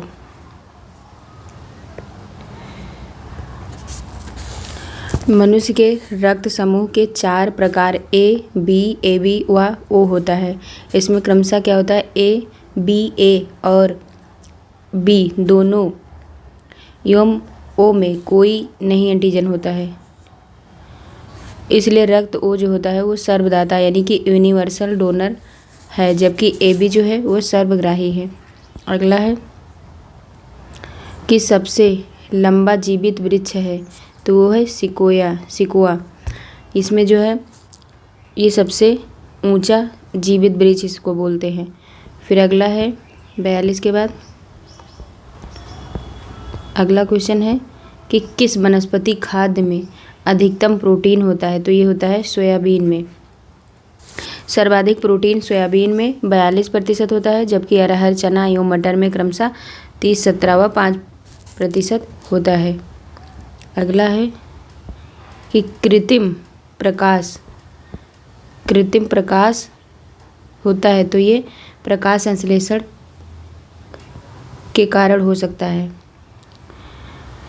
सूर्य प्रकाश का प्राकृतिक स्रोत है, लेकिन कुछ कृत्रिम प्रकाश के स्रोत भी इस क्रिया को करने में समर्थ हैं। प्रकाश संश्लेषण की क्रिया केवल दृश्य प्रकाश में ही होती है। पर्णहरित प्रकाश में बैंगनी, नीला तथा लाल रंग का ग्रहण करता है। प्रकाश संश्लेषण क्रिया लाल रंग के ग्रहण को करता है। प्रकाश संश्लेषण की क्रिया लाल रंग में सबसे अधिक एवं जो है बैंगनी रंग में प्रकाश सबसे कम होती है।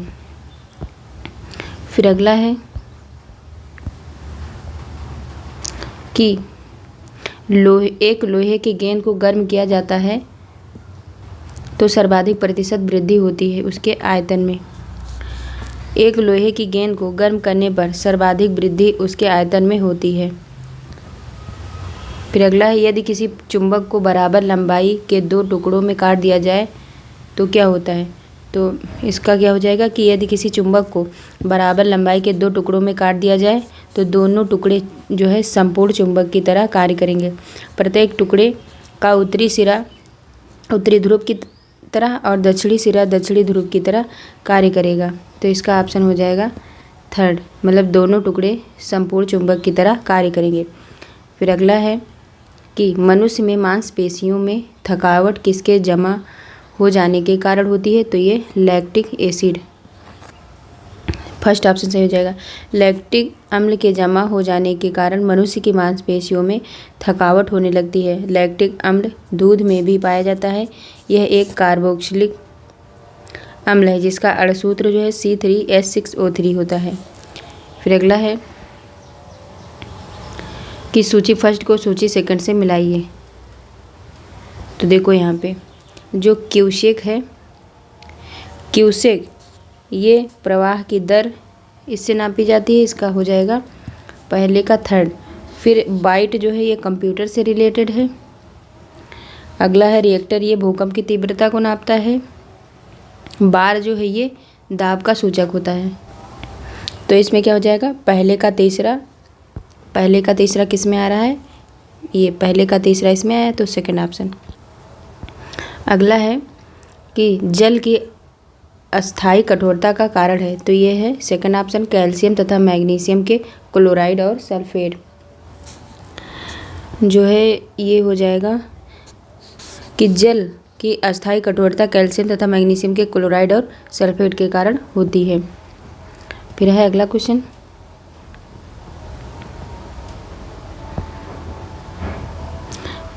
है कि एक मकान में दो बल्ब लगे हैं, उनमें से एक दूसरे से अधिक जो है द्युतिमान है। इस संदर्भ में निम्नलिखित में से कौन सा कथन सही है।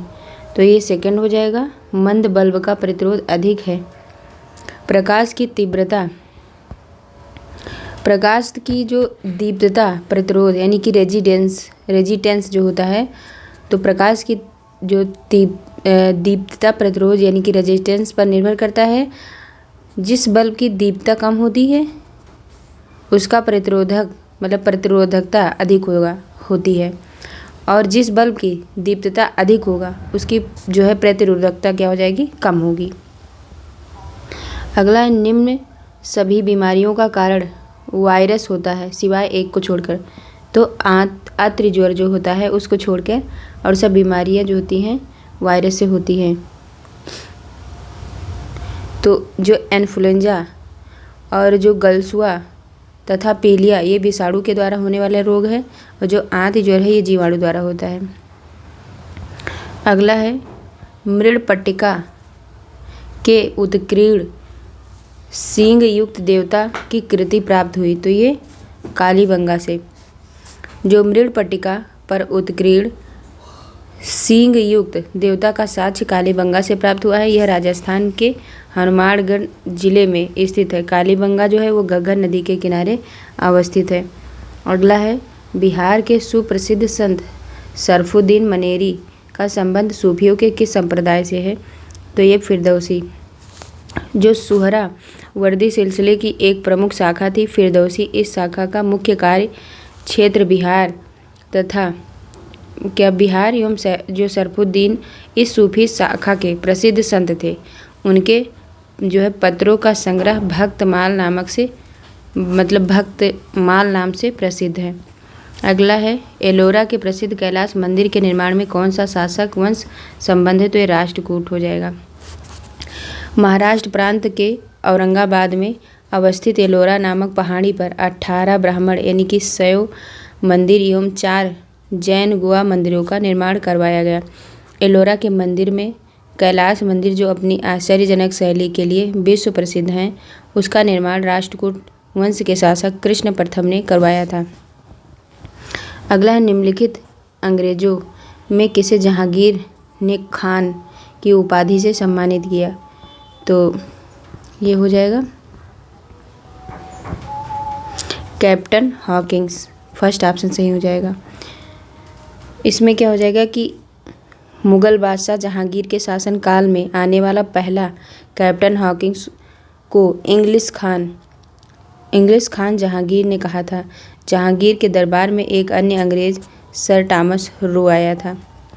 अगला, किस वंश के सुल्तानों ने सबसे अधिक समय तक देश में राज्य किया? तो ये हो जाएगा तुगलक वंश। दिल्ली सल्तनत पर 5 राजवंशों ने शासन किया था। गुलाम वंश ने 1206 ईस्वी से 1290 ईस्वी तक शासन किया। खिलजी वंश ने 1290 से 1320 ईस्वी तक शासन किया। तुगलक वंश ने 1320 से 1413 ईस्वी तक शासन किया। सैयद वंश ने 1451 से 1526 ईस्वी तक शासन किया। लोधी वंश ने 1451 से 1526 ईस्वी तक शासन किया। फिर अगला है कि केंद्रीय आलू अनुसंधान केंद्र पटना ने हाल ही में किस नाम से एक बैंगनी आलू का विकास किया है? तो ये हो जाएगा कुफरी माणिक।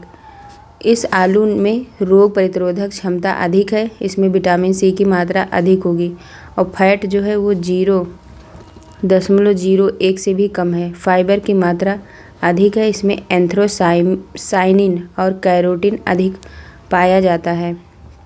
अगला है किसी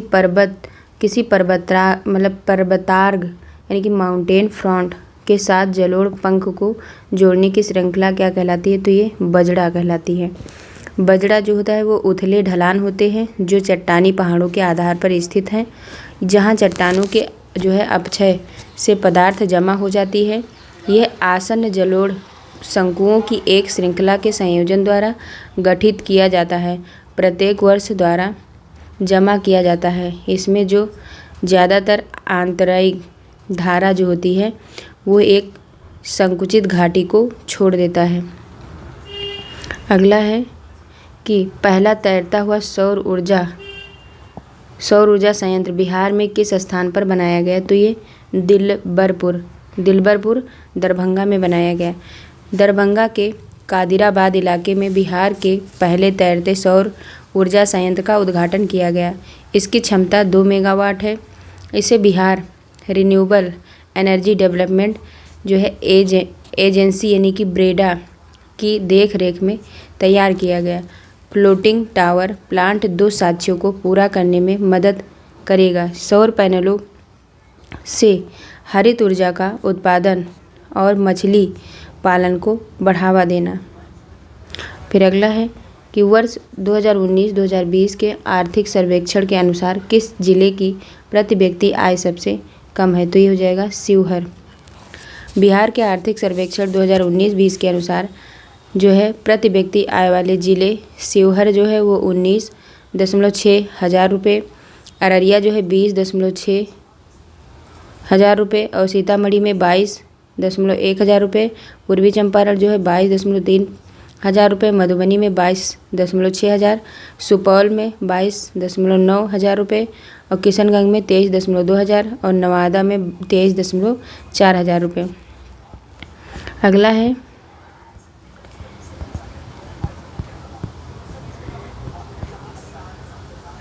अगला क्वेश्चन है वर्ष 1920 में लाहौर से लाजपत राय द्वारा उर्दू का कौन सा समाचार पत्र प्रारंभ किया गया? तो ये वंदे मातरम। लाला लाजपत राय एक प्रखर लेखक थे। उन्हें पंजाब केसरी कहा जाता था। पत्रकारिता में उनकी गहरी रुचि थी। उन्होंने एक उर्दू दैनिक वंदे मातरम समाचार पत्र का संपादन लाहौर से प्रारंभ किया था।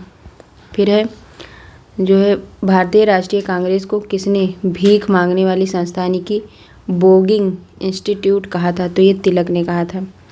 लोकमान्य बाल गंगाधर तिलक कांग्रेस के नरमपंथी घड़े के प्रार्थना याचना व निवेदन की पद्धति से काफ़ी क्षुब्ध थे।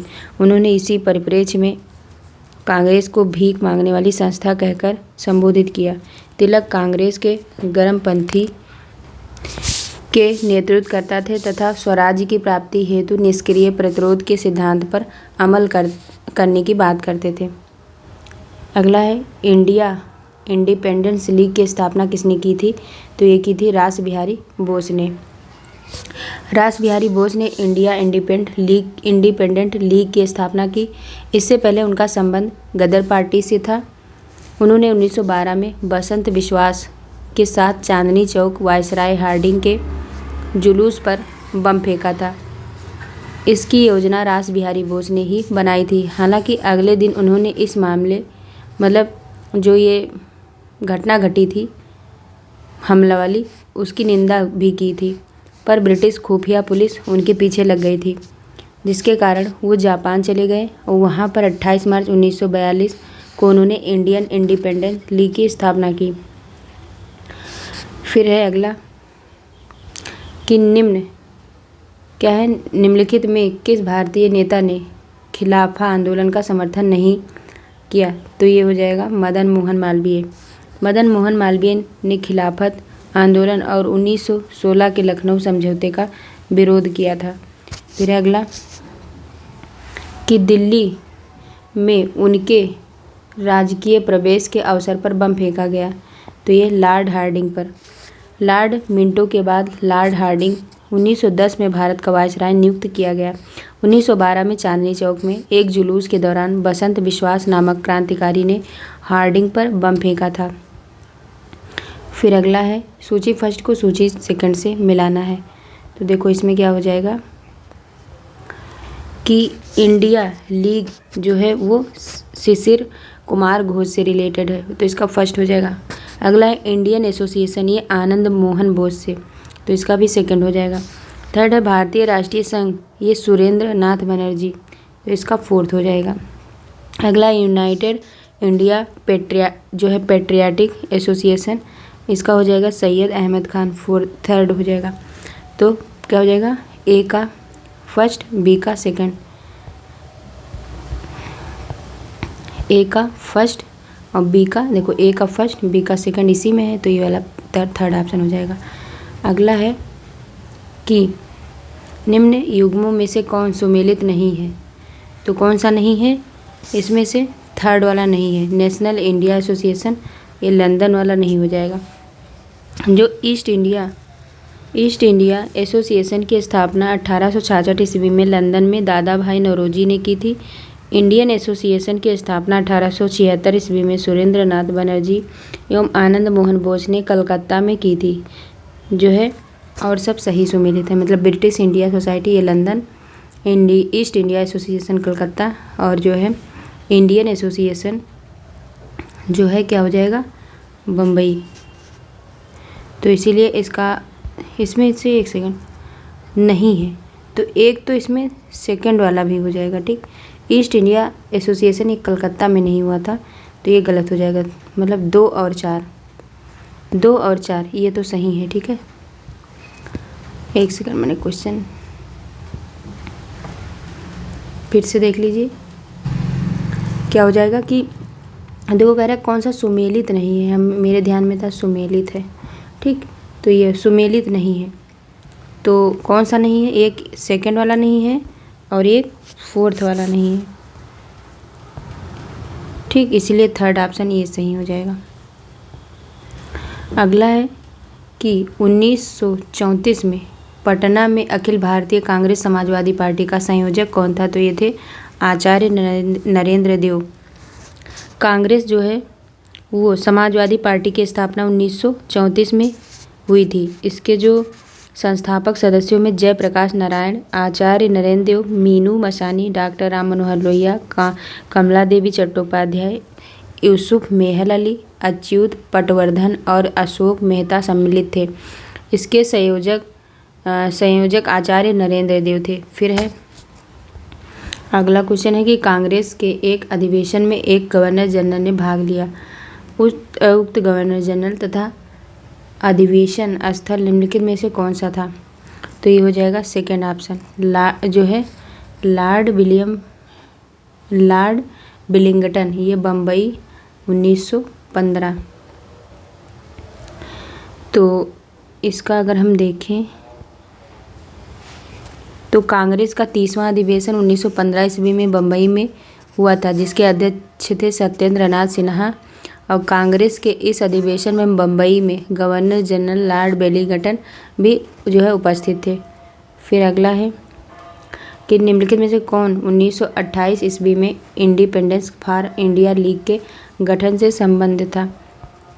तो इसमें थर्ड वाला हो जाएगा, पहला और तीसरा, मतलब जवाहरलाल नेहरू और जो है दूसरे कौन थे, सुभाष चंद्र बोस। वर्ष 1928 में जवाहरलाल नेहरू और सुभाष चंद्र बोस ने ऑल इंडिया इंडिपेंडेंस लीग की स्थापना की थी। अगला है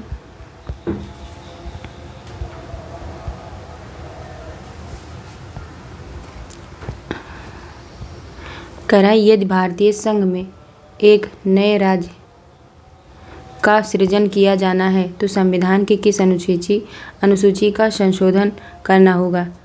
तो भारतीय संघ में एक नए राज्य का सृजन करने के लिए भारतीय संविधान की प्रथम सूची का संशोधन करना आवश्यक होगा। प्रथम अनुसूची में ही राज्य व संघ राज्य क्षेत्र का वर्णन है, तो इसीलिए इसका ऑप्शन थर्ड सही हो जाएगा, प्रथम अनुसूची।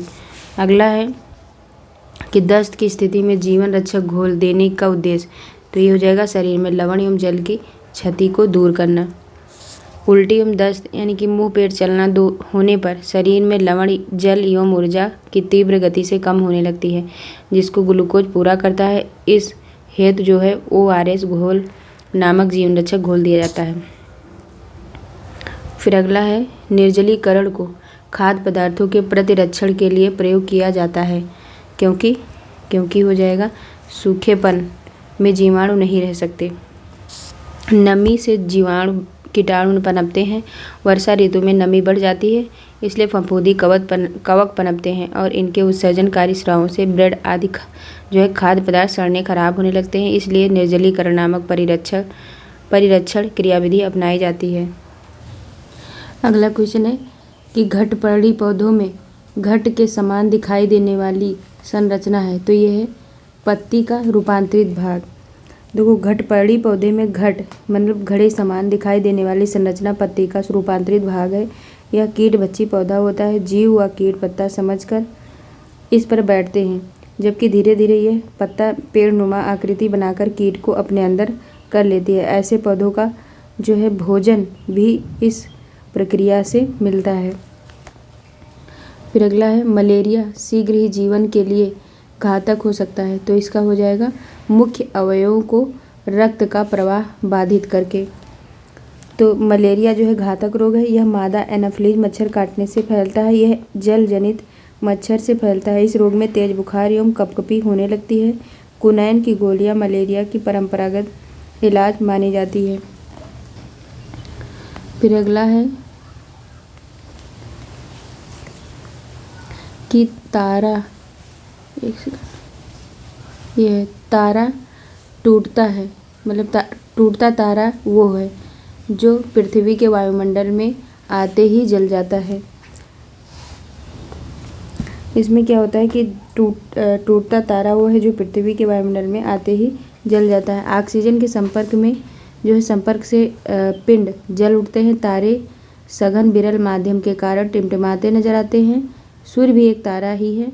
विखंडित तारा टूटता तारा है। फिर अगला है कि घरों में खाना बनाने के लिए लकड़ी एवं LPG का प्रयोग हो रहा है। इनमें से कौन सा अधिक अच्छा ईंधन है, तो ये हो जाएगा फर्स्ट ऑप्शन APG मतलब LPG का ऊष्मीय मान लकड़ी से अधिक है। जो है LPG का पूरा नाम होता है लिक्विड पेट्रोलियम गैस। यह स्वच्छ ईंधन प्रोपेन एवं ब्यूटेन का मिश्रण होता है जो अति ज्वलनशील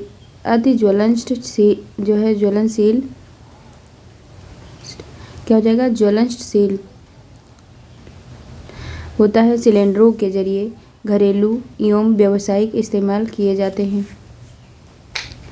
फिर अगला है कि घटपर्णी पौधे ऐसी मृदा में उत्पन्न होते हैं जो बहुत पोषक नहीं होती। वो पोषक जो है पदार्थ प्राप्त होते हैं, तो ये उन कीटों से जिन्हें वह भोजन के रूप में पकड़ते हैं। घटपर्णी पौधे जो है घट के समान दिखाई देने वाली संरचना पत्ती का रूपांतरित भाग होता है। जीव व कीट पत्ता समझकर इस पर बैठते हैं, जबकि धीरे धीरे ये जो है अभी इसको बताए हैं कि अपने अंदर समेट लेता है, वही उसका भोजन होता है। फिर अगला है कि भारत के किस राज्य में विधान परिषद का सृजन अथवा उसकी समाप्ति जो है की जा सकती है। तो ये हो जाएगा थर्ड ऑप्शन, राज्य विधानसभा के जो है तत्संबंधी संकल्प पारित करने पर जो है संसद द्वारा। तो इसका कौन सा सही हो जाएगा? इसका 79 का हो जाएगा तीसरा। जो है संविधान के अनुच्छेद 169 के तहत किसी राज्य में विधान परिषद के जो है उत्साधन या सृजन की व्यवस्था की गई है। संसद को यह अधिकार दिया गया है कि वो किसी भी राज्य में विधान परिषद का सृजन या उत्साधन कर सकती है, ये अगर संबंधित राज्य की विधान सभा इस संदर्भ में जो है तत्संबंधी संकल्प पारित कर दे। फिर अगला है, भारत में केंद्र राज्य वित्तीय संबंध किसकी संस्तुति से निर्धारित होता है? तो इसका हो जाएगा थर्ड ऑप्शन, वित्त आयोग। संविधान के अनुच्छेद 280 के अंतर्गत वित्त आयोग के गठन का प्रावधान किया गया है। इसके गठन का अधिकार राष्ट्रपति को दिया गया है। वित्त आयोग में राष्ट्रपति द्वारा एक अध्यक्ष तथा 4 अन्य सदस्य नियुक्त किए जाते हैं। केंद्र राज्य वित्तीय संबंध वित्त आयोग की सिफारिश पर निर्धारित होते हैं। अगला है जो है धारणीय, क्या लिखा है? धारणीय नहीं लिखा है, भारतीय लिखा है। भारतीय गणतंत्र की 26/1/1950 को सही संवैधानिक वस्तु स्थिति यानी स्टेटस क्या थी जब संविधान लागू किया गया था? तो इसका हो जाएगा सेकंड ऑप्शन सही हो जाएगा, संपूर्ण प्रभुत्व संपन्न लोकतंत्रात्मक गणराज्य। तो 81 नंबर हो जाएगा कि संविधान लागू होते समय भारत संपूर्ण प्रभुत्व संपन्न लोकतंत्रात्मक गणराज्य था। समाजवादी, पंथनिरपेक्ष तथा अखंडता संविधान की प्रस्तावना में 42वें संविधान संशोधन अधिनियम 1976 द्वारा जोड़ा गया। अगला क्वेश्चन है कि भारत की संसद ने किस वर्ष नागरिकता अधिनियम पारित किया था? तो इसका आंसर हो जाएगा 1955। जो है नागरिकों से संबंधित एक व्यापक कानून 1955 में संविधान के अनुच्छेद 11 द्वारा इसमें निहित शक्तियों के अनुसार संसद द्वारा पारित किया गया था। अधिनियम के प्रावधानों को मुख्य रूप से 3 भागों में विभाजित किया जा सकता है, जो जैसे कि नागरिकता का अधिग्रहण, नागरिकता की समाप्ति और पूरक प्रावधान।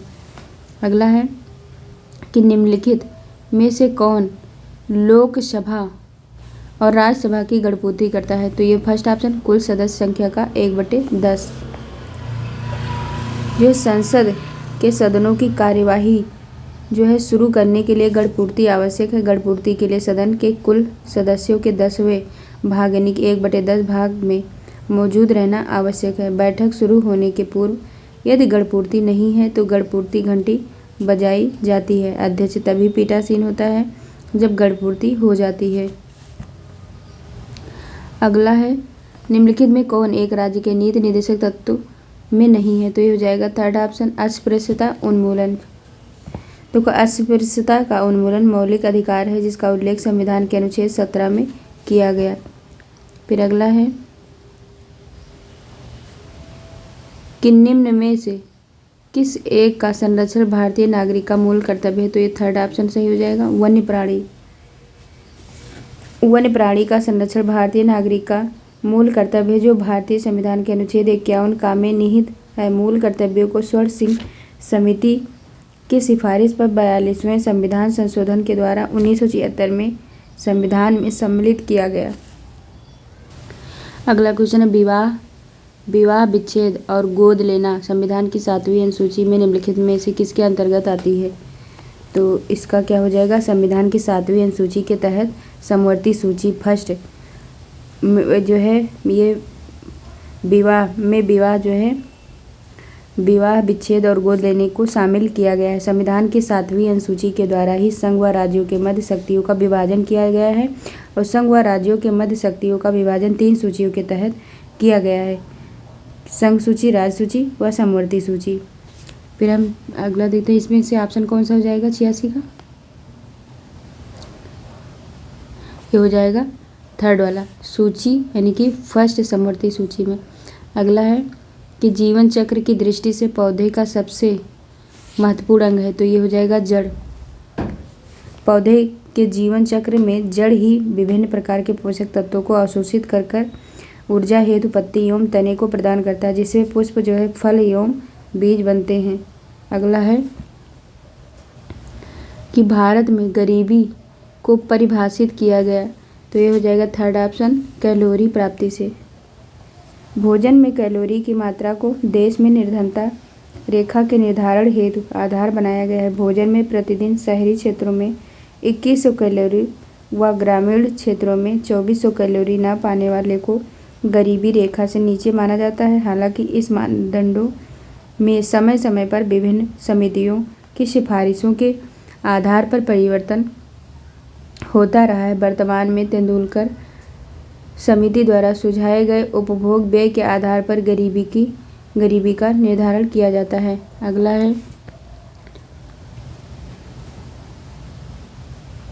निम्न में कौन सा एक राष्ट्रीय ग्रामीण स्वास्थ्य मिशन के संबंध में सही नहीं है, तो ये पहला नहीं सही है। कौन सा हो जाएगा? यह कार्य 11वीं पंचवर्षीय योजना में आरंभ किया गया। फिर अगला है राष्ट्रीय सामाजिक सहायता प्रोग्राम का उद्देश्य है, तो ये हो जाएगा फोर्थ ऑप्शन उपयुक्त में से एक से अधिक गरीबों हेतु बीमा, अति गरीबों हेतु वृद्धावस्था पेंशन, अनुसूचित जाति एवं जनजाति हेतु वित्तीय सहायता। अगर हम देखें तो 15 अगस्त 1995 को राष्ट्रीय सामाजिक सहायता कार्यक्रम लागू किया गया। इस कार्यक्रम के जो है 3 घटक जो होते हैं वो राष्ट्रीय वृद्धा अवस्था पेंशन योजना और राष्ट्रीय परिवार लाभ योजना और तीसरा राष्ट्रीय प्रसव लाभ योजना। फिर अगला क्वेश्चन है कि पलाची माढ़ा जो पर्यावरण की अपार क्षति के कारण चर्चा में था, ये कहाँ पे अवस्थित है, तो ये हो जाएगा केरल में। पलाची माढ़ा जो पर्यावरण की अपार क्षति के कारण चर्चा में था, ये केरल में स्थित है। यहाँ के लोगों ने कोको कोला कंपनी के खिलाफ पानी के दोहन के कारण प्रदर्शन किया था। फिर अगला क्वेश्चन है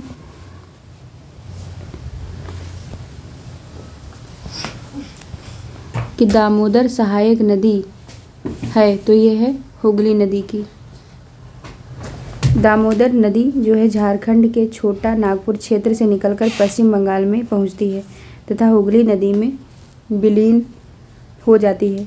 कूनर और बराकर इसकी सहायक नदियां हैं। फिर अगला है कि निम्नलिखित में से किसे आप सामान्य रूप से जो है टॉर्नेडो से संबंध करेंगे, तो ये हो जाएगा यूएसए। हवा का प्रचंड रूप से चलना जो पृथ्वी की सतह और कपासी वर्षा वाले बादल को जोड़ता है, ये बवंडर कहलाता है। यूएसए में इसे टॉर्नेडो कहा जाता है। फिर अगला है कि निम्नलिखित में से किसे आप कायांतरित चट्टानों यानी कि मेटामार्फिक चट्टान से संबंध करेंगे, तो ये हो जाएगा जो है थर्ड ऑप्शन मैग्नीज।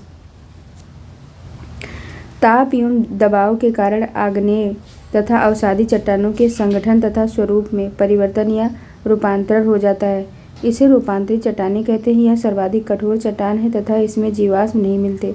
इस विकल्प में से जो है मैग्नीज जो वर्णित है, मैग्नीज यानी कि Mn कायांतरित रूपांतरित चट्टानों से संबंध है।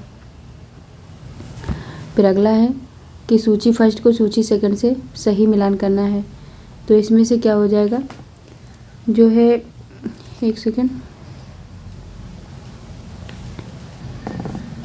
इसमें जो है ब्रज रात नगर ये कागज से संबंधित है ये। और फिर दूसरा क्या है कैमूर सीमेंट से हो जाएगा।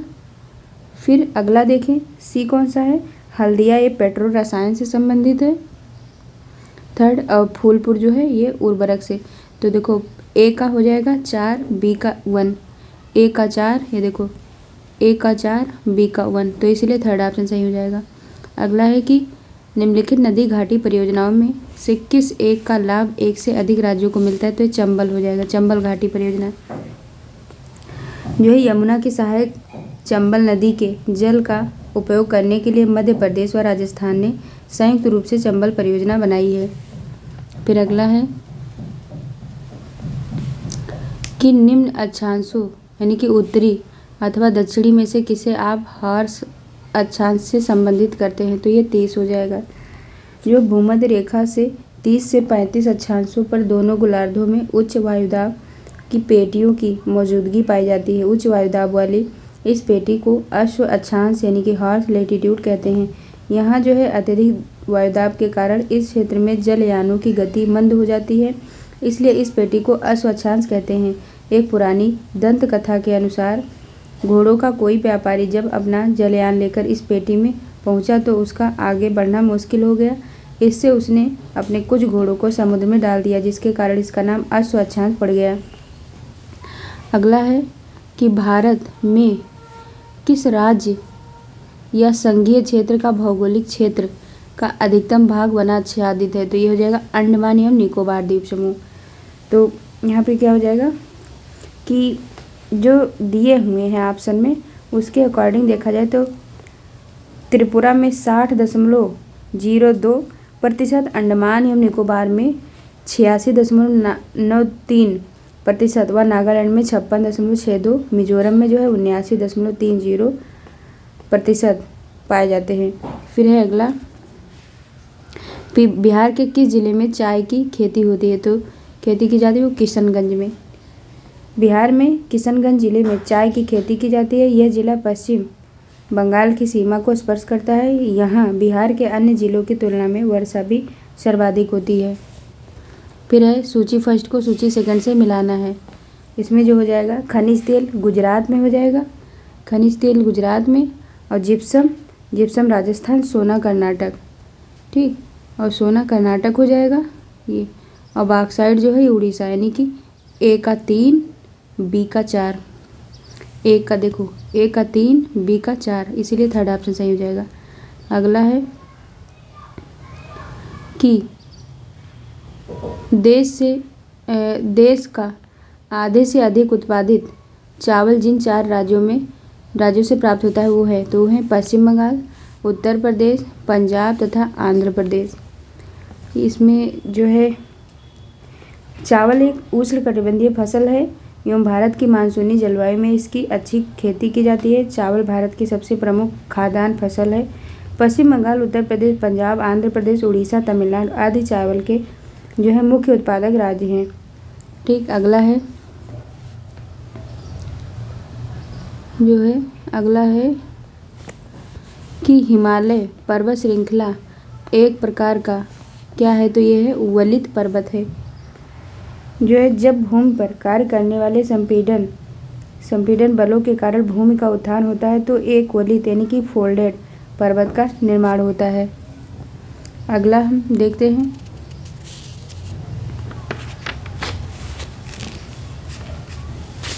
अगला क्वेश्चन है कि संगम योजना का उद्देश्य है, तो इसका उद्देश्य विकलांगों की सहायता जो है। अगर इसका थोड़ा सा देखें जो वलित पर्वत वाला, इसमें क्या हो जाएगा कि हिमालय भूगर्भीय रूप से युवा और संरचनात्मक रूप से वलित पर्वत है जो भारत की उत्तरी जो है सीमाओं पर फैले हुए हैं।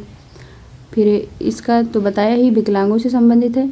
15 अगस्त को स्वतंत्रता दिवस पर घोषित इस योजना के तहत ग्रामीण क्षेत्रों में निवास करने वाले विकलांग लोगों को समूह में संगठित किया जाता है। संगम नाम से गठित ऐसे प्रत्येक समूह को जो है आर्थिक गतिविधियां उत्पन्न करने के लिए 15,000 रुपये की सहायता प्रदान की जाती है। फिर अगला है कि रेडियोधर्मी पदार्थ उत्सर्जित करता है, तो ये करता है उपयुक्त में से एक से अधिक हो जाएगा। इसमें क्या हो जाएगा कि रेडियोधर्मी, ठीक है, ये अल्फा किरण, बीटा और गामा, ठीक है, रेडियोधर्मी पदार्थ, ठीक है, रेडियोधर्मी पदार्थ अल्फा, बीटा एवं गामा सभी उत्सर्जित करते हैं। जिन नाभिकों में प्रोटॉनों की संख्या 83 या उससे अधिक होती है वे अस्थायी होते हैं। अस्थायी होते हैं, और जो अस्थायित्व प्राप्त करने के लिए ये नाभिक स्वतः ही अल्फा, बीटा तथा गामा किरणों का उत्सर्जन करने लगते हैं। यही घटना रेडियोधर्मिता कहलाती है। फिर है कार्डमम पहाड़ियाँ जिन राज्यों की सीमाओं पर स्थित हैं वो है तो वो है केरल एवं तमिलनाडु। कार्डामम, जो कार्डमम का हिंदी अर्थ अगर देखा जाए तो इलायची होता है। कार्डामम की पहाड़ियाँ भारत के पश्चिम घाट की पर्वतमाला की पहाड़ियाँ हैं। इनका विस्तार केरल व तमिलनाडु है। फिर अगला है, दाल को बनाने से पहले धोने से जल का रंग मटियाला हो जाता है, क्योंकि ये थर्ड ऑप्शन हो जाएगा, दाल पर जमी अशुद्धियाँ पानी में घुल जाती हैं। ठीक है, धोने से अशुद्धियाँ पानी में धुल जाती हैं। दाल, सब्जी अथवा चावल या कपड़े आदि अनेक वस्तुएं जो है धोवन विधि द्वारा साफ और स्वच्छ की जाती है, जो कि अति प्राचीन विधि है। फिर अगला है कि ग्रामीण क्षेत्रों में कागज़ की लुगदी टोकरी पर लगाई जाती है, उसे पक्की एवं टिकाऊ बनाने के लिए। ग्रामीण जनजीवन परंपरागत ज्ञान विज्ञान पर आधारित होता है। ये सदियों के अनुभव सिद्ध ज्ञान होता है। कागज़ की लुगदी अथवा गोबर लिपाई से टोकरियाँ मजबूत एवं टिकाऊ बन जाती हैं, जो कृषि व घरेलू कार्यों में प्रयुक्त की जाती हैं। फिर अगला है, आरती एवं शुभा ने अपनी रक्त जांच कराई, उसमें हीमोग्लोबिन की मात्रा 8 ग्राम एवं 105 ग्राम पाई गई। निम्न में से कौन सी बीमारी होगी? तो ये हो जाएगा दोनों को एनीमिया। ठीक है, क्या हो जाएगा? दोनों के एनीमिया जो है, एक सेकेंड, जो एनीमिया होता है इसको हम बोलते हैं आरक्तता रोग। शरीर में लोहे की हीनता के कारण होता है। लाल रुधिर कोशिकाओं में उपस्थित ग्लोबिन नामक प्रोटीन के संश्लेषण के लिए लौह तत्व की आवश्यकता होती है, इसलिए आरक्तता के रोगी के रुधिर में हीमोग्लोबिन यानी HB की प्रतिशत मात्रा बहुत कम हो जाती है। हीमोग्लोबिन का मुख्य कार्य फेफड़ों से शरीर के विभिन्न भागों यानी कि अंगों तक ऑक्सीजन का परिवहन करना है। फिर अगला क्वेश्चन है कि खनिज लवण ऐसे पदार्थ हैं जो शरीर के उचित विकास के लिए अल्प मात्रा में आवश्यक हैं। तो खनिज लवण सूक्ष्म पोषक तत्व हैं जिनकी अल्प किंतु अनिवार्य मात्रा शरीर के लिए जरूरी है। Calcium, sodium, magnesium, boron, iron आदि प्रमुख खनिज लवण हैं। मूल लवण जो होते हैं वो सोडियम क्लोराइड हैं। फिर है अगला क्वेश्चन कि अमित ने देखा कि कटाई के कटाई के पश्चात उसके पिता खेतों में सूखी पत्तियां, फसली पादपों के अपशिष्ट तथा भूसे जैसे अपशिष्टों को जलाते रहते हैं। उसने अपने पिता को ऐसा करने से मना किया, क्योंकि इन अपशिष्ट को उपयोगी खाद के रूप में परिवर्तित किया जा सकता है। ठीक है, तो इसमें क्या हो जाएगा? फसल कटाई के बाद खेत में सूखी पत्तियां, अपशिष्ट व एवं पराली पुआल को बेहतर उपयोग उनकी जुताई कराकर खाद के रूप में किया जा सकता है, बजाय उन्हें जलाकर या वायु प्रदूषण फैलाने में। जलाकर वायु प्रदूषण से फैलता है इसीलिए। फिर अगला है कि सरकार ने विद्यालयों में दोपहर माध्यम के भोजन की शुरुआत की, तो इसका थर्ड ऑप्शन हो जाएगा बच्चों को विद्यालय आने के लिए प्रोत्साहित करने के लिए। ठीक, माध्यम भोजन योजना की शुरुआत जो है 1986 में हुई थी। इस योजना के द्वारा भोजन प्रदान कर विद्यालय में पंजीयन एवं पठन पाठन सुनिश्चित किया गया। कुछ विद्यालयों में अल्पाहार गृह भी होते हैं। बच्चों को स्वस्थ एवं रोगों से मुक्त रखने के लिए सुरक्षित आहार बहुत महत्वपूर्ण है। फिर अगला है कि भागीरथी नदी पर बना टिहरी बांध निम्नलिखित में से किस राज्य में स्थित है? तो ये उत्तराखंड हो जाएगा। ठीक है, उत्तराखंड हो जाएगा। उत्तराखंड में टिहरी बांध भागीरथी एवं भिलांगना नदी के संगम पर बना है। भारत का सबसे ऊंचा बांध है। यह भारत का सबसे ऊंचा बांध और विश्व का चौथा सबसे ऊंचा बांध है। यह लगभग जो है 260.5 मीटर ऊंचा और 592 मीटर लंबा है। फिर अगला है ब्रह्म कमल प्राकृतिक रूप से कहाँ पाया जाता है? तो ये हो जाएगा फूलों की घाटी में। थर्ड ऑप्शन सही हो जाएगा। ठीक है, ब्रह्म कमल एस्टेरेसी कुल का पौधा है। एस्टेरेसी कुल का पौधा है। यह फूलों की घाटी उत्तराखंड में पाया जाता है। फिर है गंगा नदी निम्नलिखित में से किस राज्य में नहीं गुजरती? तो ये मध्य प्रदेश में। गंगा जो है 2525 किलोमीटर भारत का सबसे बड़ा नदी बेसिन है और देश के कुल क्षेत्रफल का लगभग एक चौथाई है। फिर अगला है भारत में किसने जन योजना आर्थिक योजना निर्मित किया था? तो एन राय ने। जो है पीपुल्स प्लान नामक पुस्तक एम.एन. राय द्वारा लिखा गया इंडियन फेडरेशन ऑफ लेबर के युद्ध पश्चात पुनर्निर्माण समिति द्वारा इसका मसौदा तैयार किया गया था। फिर अगला है कि निम्नलिखित में से कौन एक भारत में स्थानीय सरकार का हिस्सा नहीं है? तो ये हो जाएगा विकास प्राधिकरण। अगर हम इसका देखें यहाँ पे जो एम.एन. राय है, तो इसमें जो ये वाली पुस्तक है, कौन सी पुस्तक? देखो, पीपुल्स प्लान नामक पुस्तक एम.एन. राय द्वारा लिखा गया था और इंडियन फेडरेशन ऑफ लेबर के युद्ध पश्चात पुनर्निर्माण समिति द्वारा इसका मसौदा तैयार किया गया था। इस पुस्तक का उद्देश्य 10 साल की अवधि के भीतर भारतीय लोगों की तात्कालिक बुनियादी ज़रूरतों के संबंध में जानकारी प्रदान करना था। फिर अब ये देखिए, इसका विकास प्राधिकरण हो जाएगा। पंचायती राज संरचना में 3 स्तर होते हैं। ये 3 स्तर ग्राम पंचायत, पंचायत समिति और जिला परिषद। ग्राम स्तर पर ग्राम पंचायत, ब्लॉक स्तर पर जो है पंचायत समिति और जिला स्तर पर जिला परिषद होती है। फिर अगला है कि भारतीय संसद के प्रत्येक सदन को जो है बुलाने और स्थगित करने का अधिकार किसे है? तो यह है राष्ट्रपति को। राष्ट्रपति के पास संसद के किसी भी सदन को बुलाने और सत्रावसान करने या लोकसभा को भंग करने की शक्ति है। सत्रावसान का अर्थ संविधान के अनुच्छेद 82(2)(a) में ए के तहत राष्ट्रपति द्वारा दिए गए आदेश से सदन के सत्र की समाप्ति होती है। फिर है लॉर्ड कर्जन द्वारा बंगाल विभाजन के निर्माण बंगाल क्या लिखा है? लॉर्ड कर्जन द्वारा बंगाल विभाजन के निर्णय का वास्तविक कारण किसे माना जाता है? तो ये माना जाता है अंग्रेजों की फूट डालो और राज करो नीति। ये सब अंग्रेज लोग बहुत दुष्ट थे। जो बंगाल प्रांत का विभाजन जो है कब हुआ था? 16 अक्टूबर 1905 को लॉर्ड कर्जन के वायसराय रहने के दौरान हुआ था। बंगाल और भारत के अन्य हिस्सों में बढ़ते राष्ट्रवाद को कमजोर करने के लिए बंगाल विभाजन को एक राजनीतिक उपकरण के रूप में इस्तेमाल किया गया। लोगों ने इसे ब्रिटिश अधिकारियों की फूट डालो और राज करो की नीति की दृष्टि से देखा।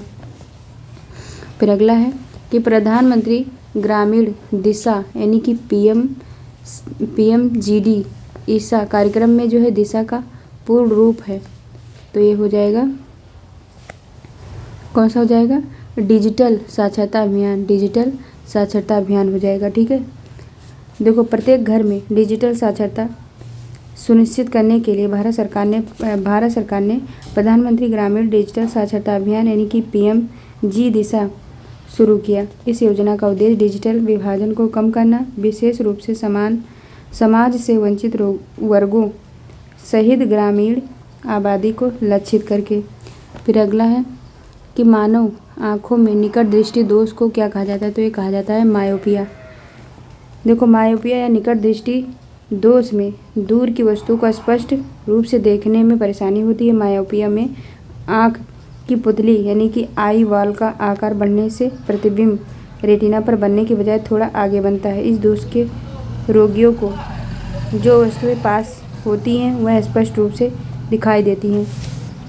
तो ये जो हो गया 120 क्वेश्चन, आपको पता है ये संपूर्ण हमने सॉल्यूशन करा दिया है। अगर आप लोग को ये वीडियो अच्छा लगे तो इसे लाइक, सब्सक्राइब और कमेंट करिए और अपने भाइयों और बहनों को इसे शेयर कर सकते हो। तो ये पूरा सेट हो गया। किरण पब्लिकेशन बुक का है। ये बहुत अच्छा बुक है। जिन बच्चों का सिलेक्शन हुआ है उनसे मैंने पूछा था, उन्होंने कहा कि मैंने किरण को ही फॉलो किया था, किरण पब्लिकेशन। उससे बहुत सारे क्वेश्चन एज इट इज़ फंस जाते हैं।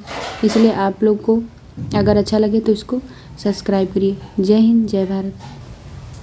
भाइयों, थोड़ा सा वॉइस आती होगी इधर उधर का, कुछ दिन में सही हो जाएगा। जो है थोड़ी सी तबीयत भी नहीं सही थी, इसलिए मैं बहुत अच्छे से बोल नहीं पाई होंगी। तो थोड़ा इन सब चीज़ को इग्नोर करते हुए सिर्फ पढ़ाई पे ध्यान दीजिएगा।